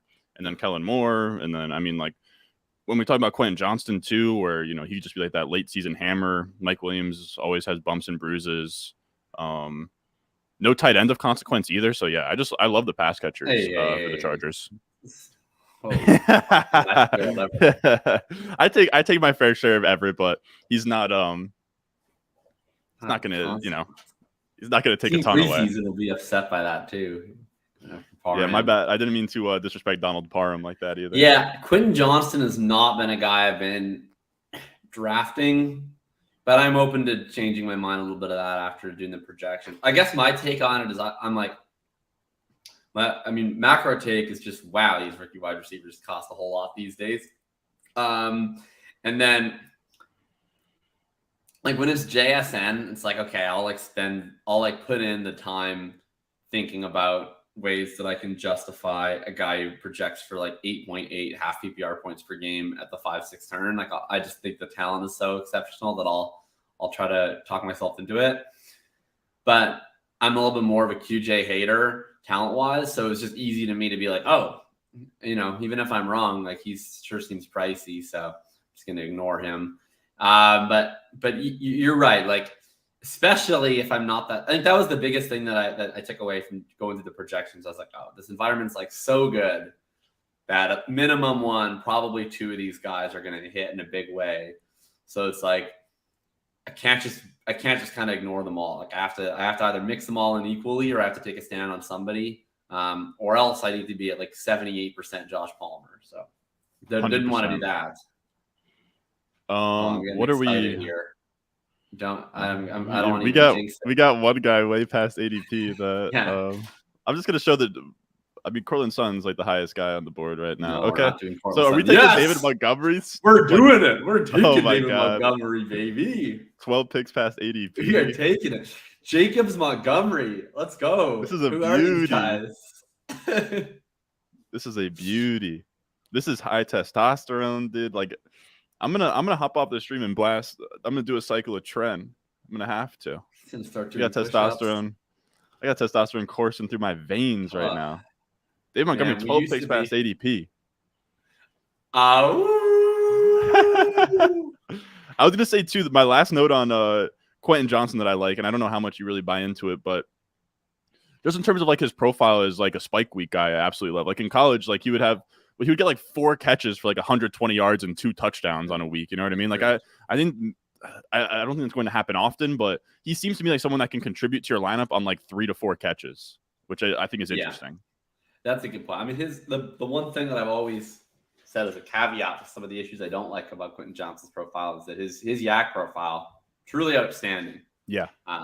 It's not like he's not actually as fast as Christian Watson, but you can kind of see a similar level of potential impact where it's like if he gets a lot of free releases and he gets the ball in space and he houses a couple, it's like you can have those 4 catches, 90 yards, 2 touchdowns kind of spike weeks.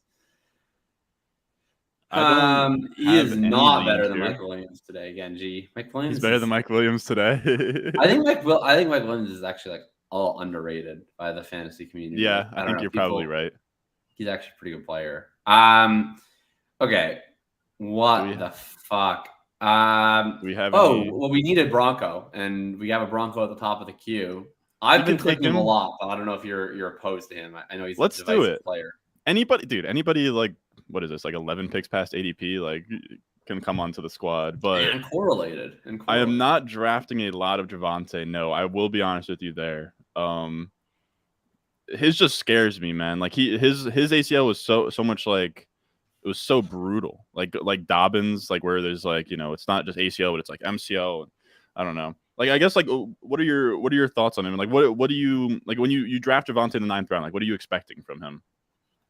I mean, basically where he goes. Part of this is why I was drafting Kamara too. It's not even that I think he's going to move up that much or it's like a smash. It's just this is the worst part of the draft, right?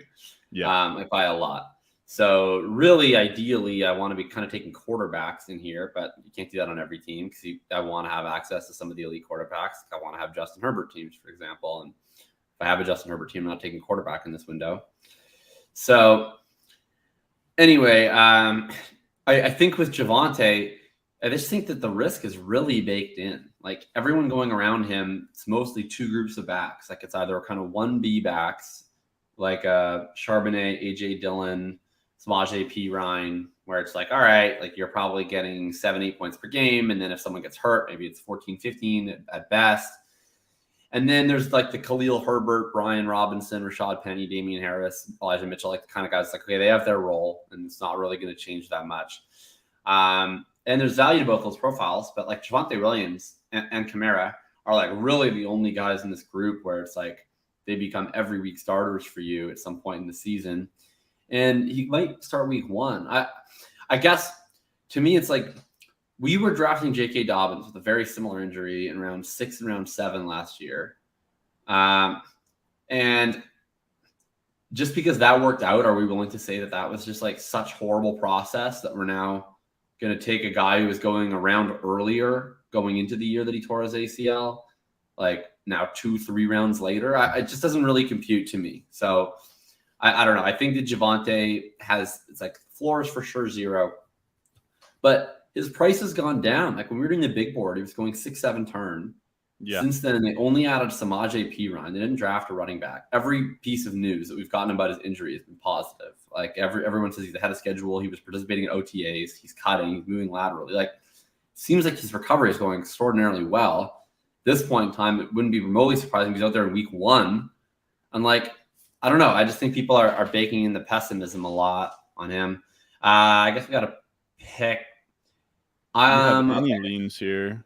I got nothing. Like we could go Gino to JSN. Nope. Week 5 bye. Or no, I don't know why I thought that. I'm like okay enough with Jacoby. I'm okay with Zay, I guess. Either of those guys. We probably need a receiver more than a running back. All right. Why not? Why not a naked Zay Jones? That feels good.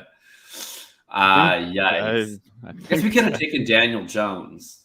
That's potential. Could have. You know, because we would have needed this. We would have needed a tight end anyway, so we could have done like Jones, Higbee, and 2 of his receivers. That's probably what I wish I had done in hindsight now. Instead, we took a naked Zay Jones. Well, we'll get you Hubbard. It'll be fine. Or we'll get Terrace Marshall, DJ Chark. I think there's a pretty like horrific. It's cool that Zay Jones kind of worked back from it, but I'm pretty sure like I think that he was like naked in a hotel room with like his brother, like threatening to jump out a window. I think that was like a real story from his time in Buffalo, Zay Jones. But he said naked Zay Jones. Brock asks, is it bad if I'm fine taking Herbert and my second quarterback in this range? I don't think that's bad. No. I do it sometimes. Like going Daniel Jones with Herbert. Yeah. I mix it in. I don't really care either way. Like I think you could probably push it all the way out to like a Howell if you wanted to, like a Howell or a Ritter. But I feel like you might have written a piece on them, and you said you're aiming for 3 quarterback builds when you go with those 2 guys, though. Mostly, but I've warmed up a little bit to the 2 quarterbacks if the first one's like mega elite. Yikes! What's our situation Kobe, here? Man, like what? I don't even know. I guess that I don't have any. Do you pass over to tight end? Is Greg Dulcich available? Can we do Dulcich with our big stack here? I actually like that. So now we have a bunch of like a couple Denver bringbacks to our Chargers stuff. Yeah, we got a 5-way stack here. This Denver Chargers game is going to be sick. Yeah, we'll see. Now I'm going to start looking up their Week 16 schedules because at this point, The Broncos, they play the Patriots. That's not what you want to see. Yeah, the week 7 or the week 16 stuff. That's where. Oh, and the Chargers play the Bills. That's fun. That's actually great. Not. Unfortunately, we don't have any Bills, but in theory, that is fun.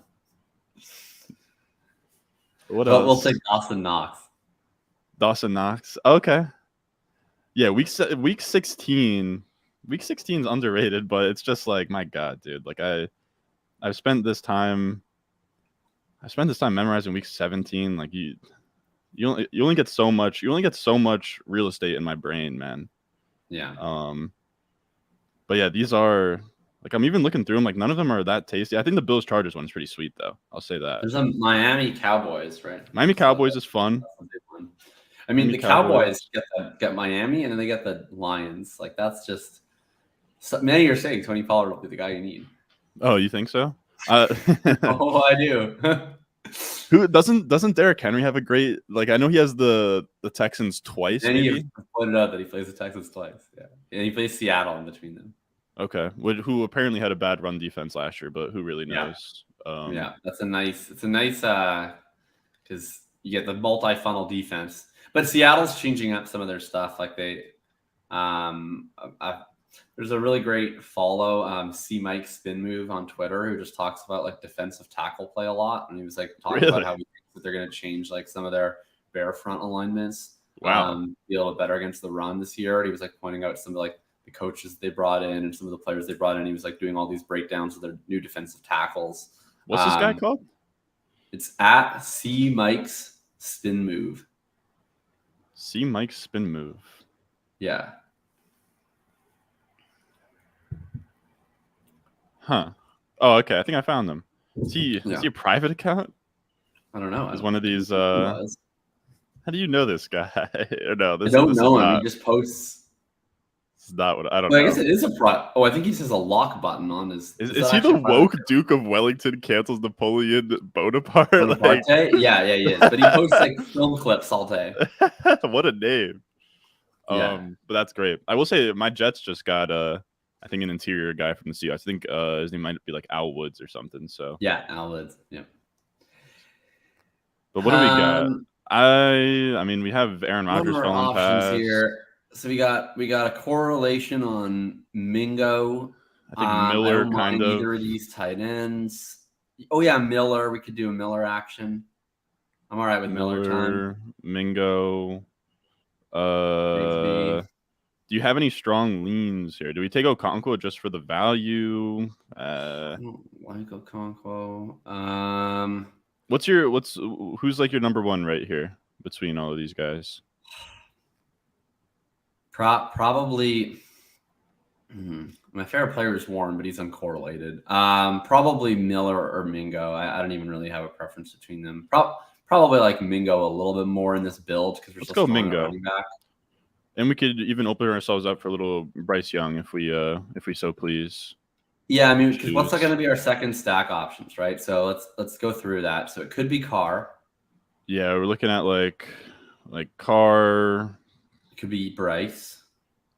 Baker. If you it won't be Baker. It won't be that. Yeah, so I think it's really just Purdy. Carr and Young. And Purdy. Yeah. With CMC. Purdy. I'll just star him real quick just so I don't forget. So then who are some of the guys who want to be? Oh, Carr is gone? Okay. Well, it won't be Carr. So it'll be Bryce or Purdy. Okay, now I'm really happy we did that Mingo pick. That gives us a little bit of flexibility. Yeah, I do like it too. Damn, Kendra Miller went. I would have liked to have him. Well, then I wouldn't. Everett. I don't mind Schultz. Oh yeah, Everett. Okay, I was gonna suggest potentially Schultz with a Stroud option, but I'm okay with Everett too. Yeah, that's good.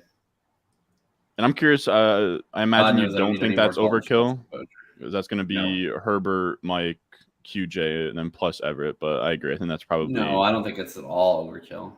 I mean, none of these guys were drafted in a spot where they have to be in a lineup for all three of the playoff weeks. Like if we got like one playoff week out of each of them, that's perfectly fine.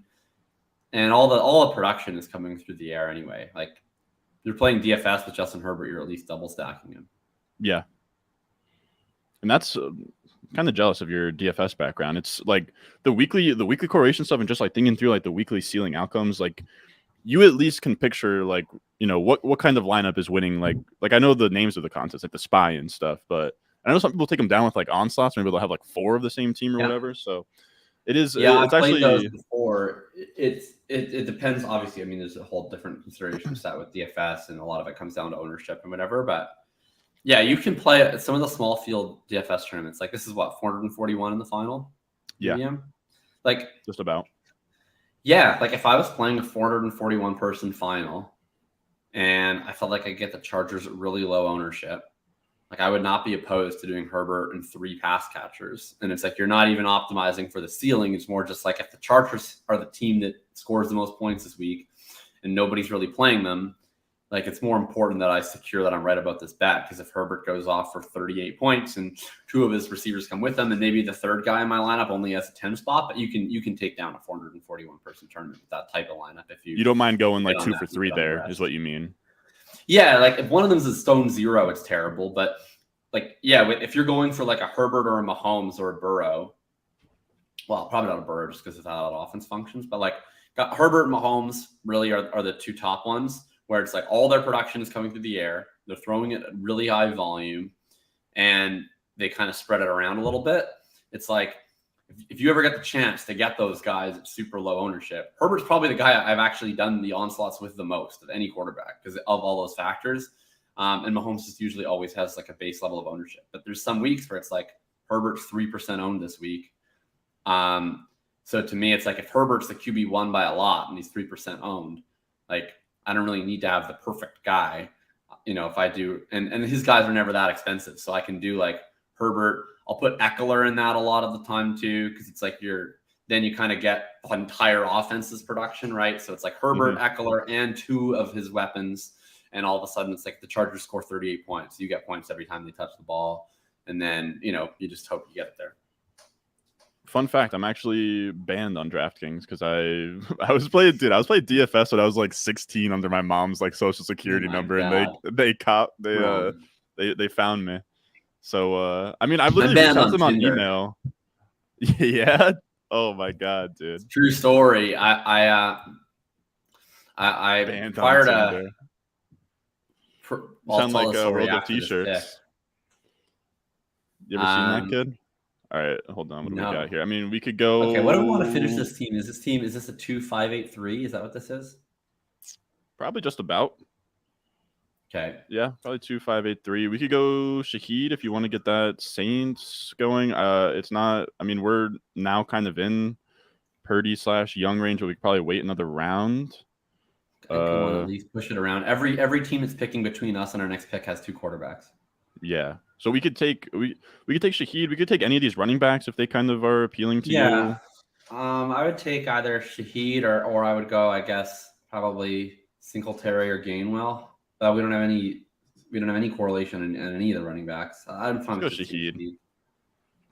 And then, you don't mind Shaheed in redraft? I guess in any format. Best ball is fine. He runs deep routes. I feel like some people think that. I mean, I don't know. Maybe he is like Travis Fulgham, but I do think Rashid Shaheed, his PFF grade, yards per out run, were pretty nice, but of course they're a little bit. I think he's definitely like I think a fraud if you're expecting like him to be like really good. His targets per out run were totally pedestrian. He ran really hot on efficiency, but I mean I don't see a reason why he wouldn't just be their field stretcher this year. Yeah. Like I don't know, maybe like a DJ Chark could be kind of Rashid Shaheed's he can be Van Jefferson. Yeah, I think that's a little bit less sexy, but he could definitely be less sexy than DJ Chark. Man, that seems. I think I could go out there and be Van Jefferson.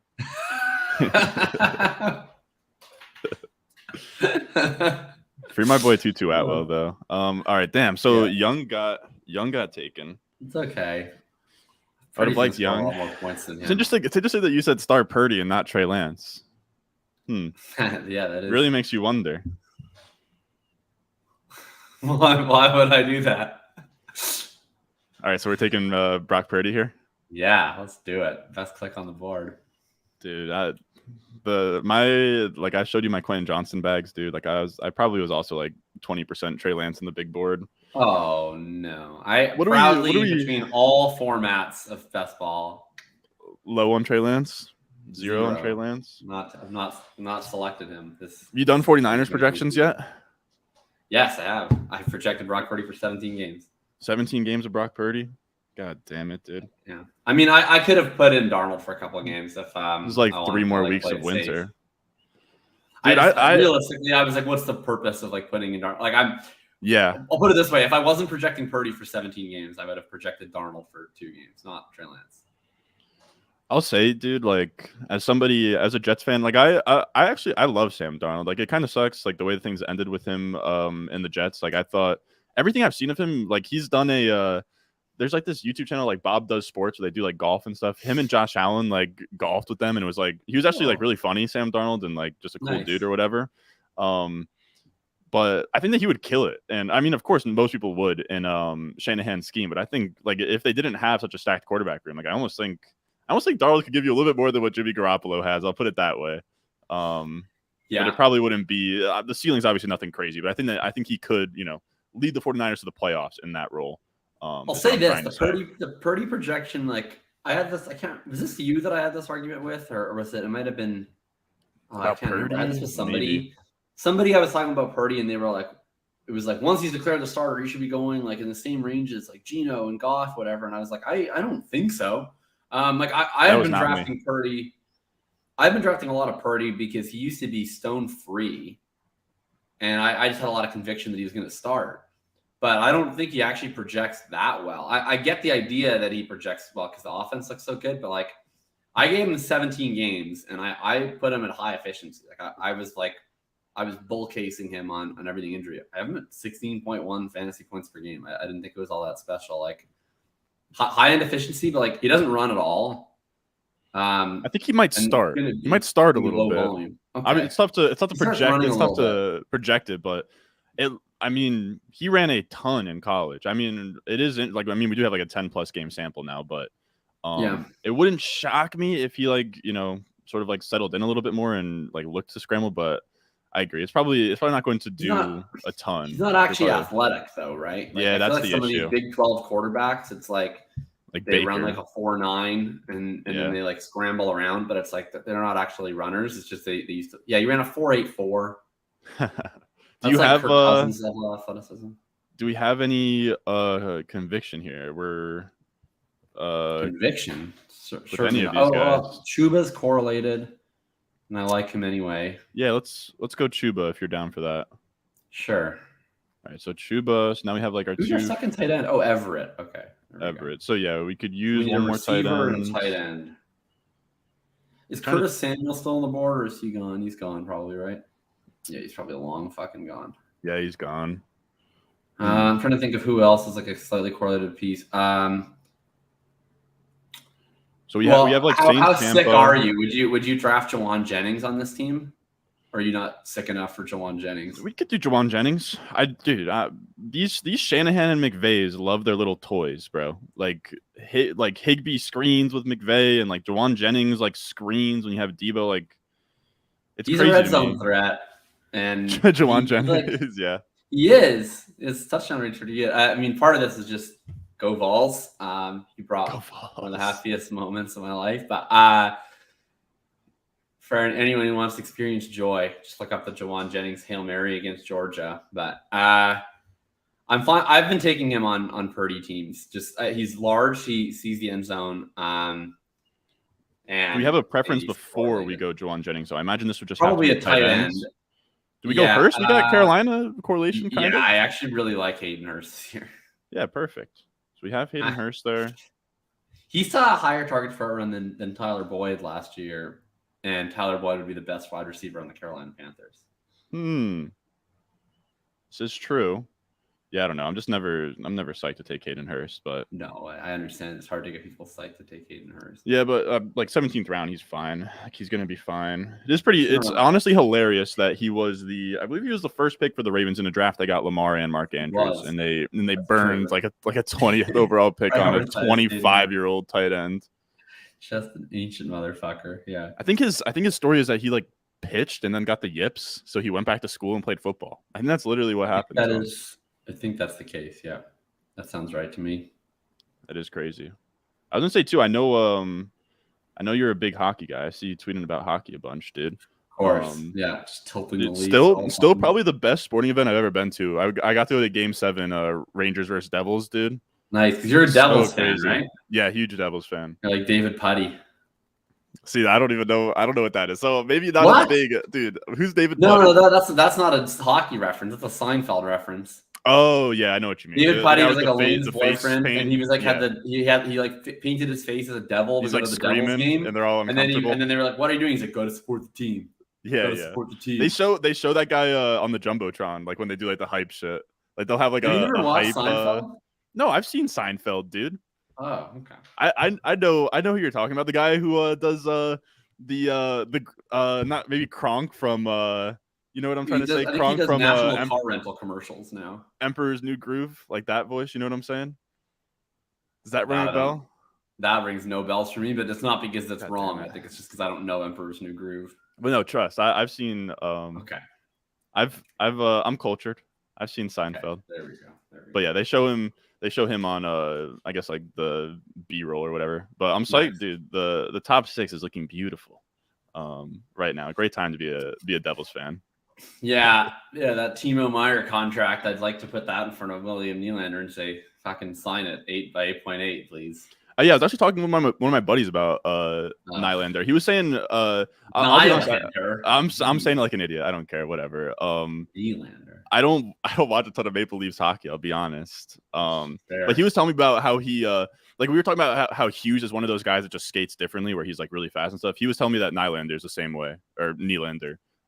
He's a really interesting player. He's not one of the fastest players in the league, but he's just so smooth. Like he just like gracefully moves up the ice. He's one of those guys where it's like he'll enter the zone, he'll do like the full lap. It's like he'll go all the way around the net. He'll like come back, he'll like walk the blue line. Like it's just he's just a little inconsistent is the thing. Like some games it's like you don't even notice him at all. And then like there was one game, it was a game that we lost actually, but I think it was game 2 in the Florida series where he just like took over for 2 periods and he couldn't fucking buy a goal, but it was like every play was like he would get it in his own end, and it's like he's Leroy Jenkinsing up the ice, and it's like he's like skating on everybody. Like he's one of the guys, like honestly out of everybody on the Leafs, like even more than Matthews, like he's the guy that can just kind of create on his own. And it would be a massive loss. It's just I don't know. Tough. We're taking Jawan here. I'm fine with Jawan. I'm fine with Darius Slayton too. If I know he's uncorrelated, so I don't really love taking an uncorrelated piece, but I like. Let's go Jawan. Let's do Jawan Jennings. All right. We'll see. Wow, 5 touchdowns in 2021 is very interesting. That's what I'm saying. He's a red zone option. It's like halfway. I will to say, damn, I had one last hockey take to get off my chest, and then I lost it. But I had to talk a little bit of puck here. That's what everybody came for.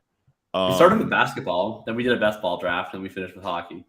Of course, we're multifaceted here on the Ron Stewart channel. I will say, I think next year I want to bring on like a hockey guy and run up a couple of like whatever their equivalent of like BBM is and mess around. Eagles does the hockey best ball, right? Doesn't he? I think so. I think him and there's one guy on Twitter. I wish I knew his name on top of my head. Maybe it's like Mitchell or something. Does a lot of hockey stuff. Mitchell, yeah, I know who you're talking about with Chris Meany, but he kills it with like the pick'ems on Underdog. But here's the team: McCaffrey, Olave, Josh Jacobs, Mike Williams, Justin Herbert, Mike Evans, Quentin Johnston, David Montgomery, Javonte Williams, Zay Jones, Greg Dulcich, Jonathan Mingo, Gerald Everett, Rashid Shaheed, Purdy, Hubbard, Hurst, Jawan Jennings. How do we feel about the team, Jacob? This is like it's a very boomer team. We have Jacobs, Montgomery, Mike Williams, and Mike Evans. This is a very. We're optimizing. We took the best ball to heart. This is a very like I'm doing a chest press as I make this team. But it's fun. Like I really love we have like a massive correlation here on this Chargers Broncos situation. Kind of a lame. Little mini correlation on the Purdy McCaffrey, but we've built in some fun secondaries. Like we have the Jaguars Panthers game. We have the Bucks Saints game. Even though we don't have those quarterbacks, it's an interesting team. How can you fail with Josh Jacobs? Almost had a naked Zay Jones, but we landed the plane. Saved that. We saved the naked Zay Jones. But I will say, this has been the first of hopefully many to come. I think I'm gonna improve my my StreamYard game a little bit, but I appreciate you coming out here doing a draft. Hope that we have many more of these this summer. Just kind of pick your brain on whether it's NBA, best ball talk, whatever. But yeah, I appreciate you coming on, and just if you have anything to plug, like I said earlier, your thinking about thinking is absolutely amazing. So just wanted to give you the floor. Yeah, check out Thinking About Thinking. If you want to check out, I have, like I mentioned off the rip, the 2-part best ball ranking series, both those. And I have like a big preamble before that. So a lot of stuff. I was just on Spike Week the other day. So you could check out that on that channel. We had a really interesting conversation, I thought, about just this year's best ball market, a lot of different builds. We kind of landed on this interesting quarterback, running back combination leverage thing that we kind of Minecrafted by the end of that show. So that was fun. And then I'll be on ADP chasing on Monday, probably for a lot of Kamara talk, probably talking some other RBs that I like late. So, and then I'll be back here every week. Of course, bright and early. Absolutely. But yeah, I appreciate you coming on. I think we might have Karain on for the first draft next Thursday, so we'll see how that goes. I was sliding in the boys' DMs, but I appreciate everyone that came out here. Had a good amount of people in this stream. It's a blast as always. I'll see you guys. We're probably going to stream tomorrow, I think like 6 p.m. Eastern. That one's probably just going to be solo. But yeah, I appreciate everyone coming out here. I appreciate Jakob coming out here, and I will see you guys in the next one.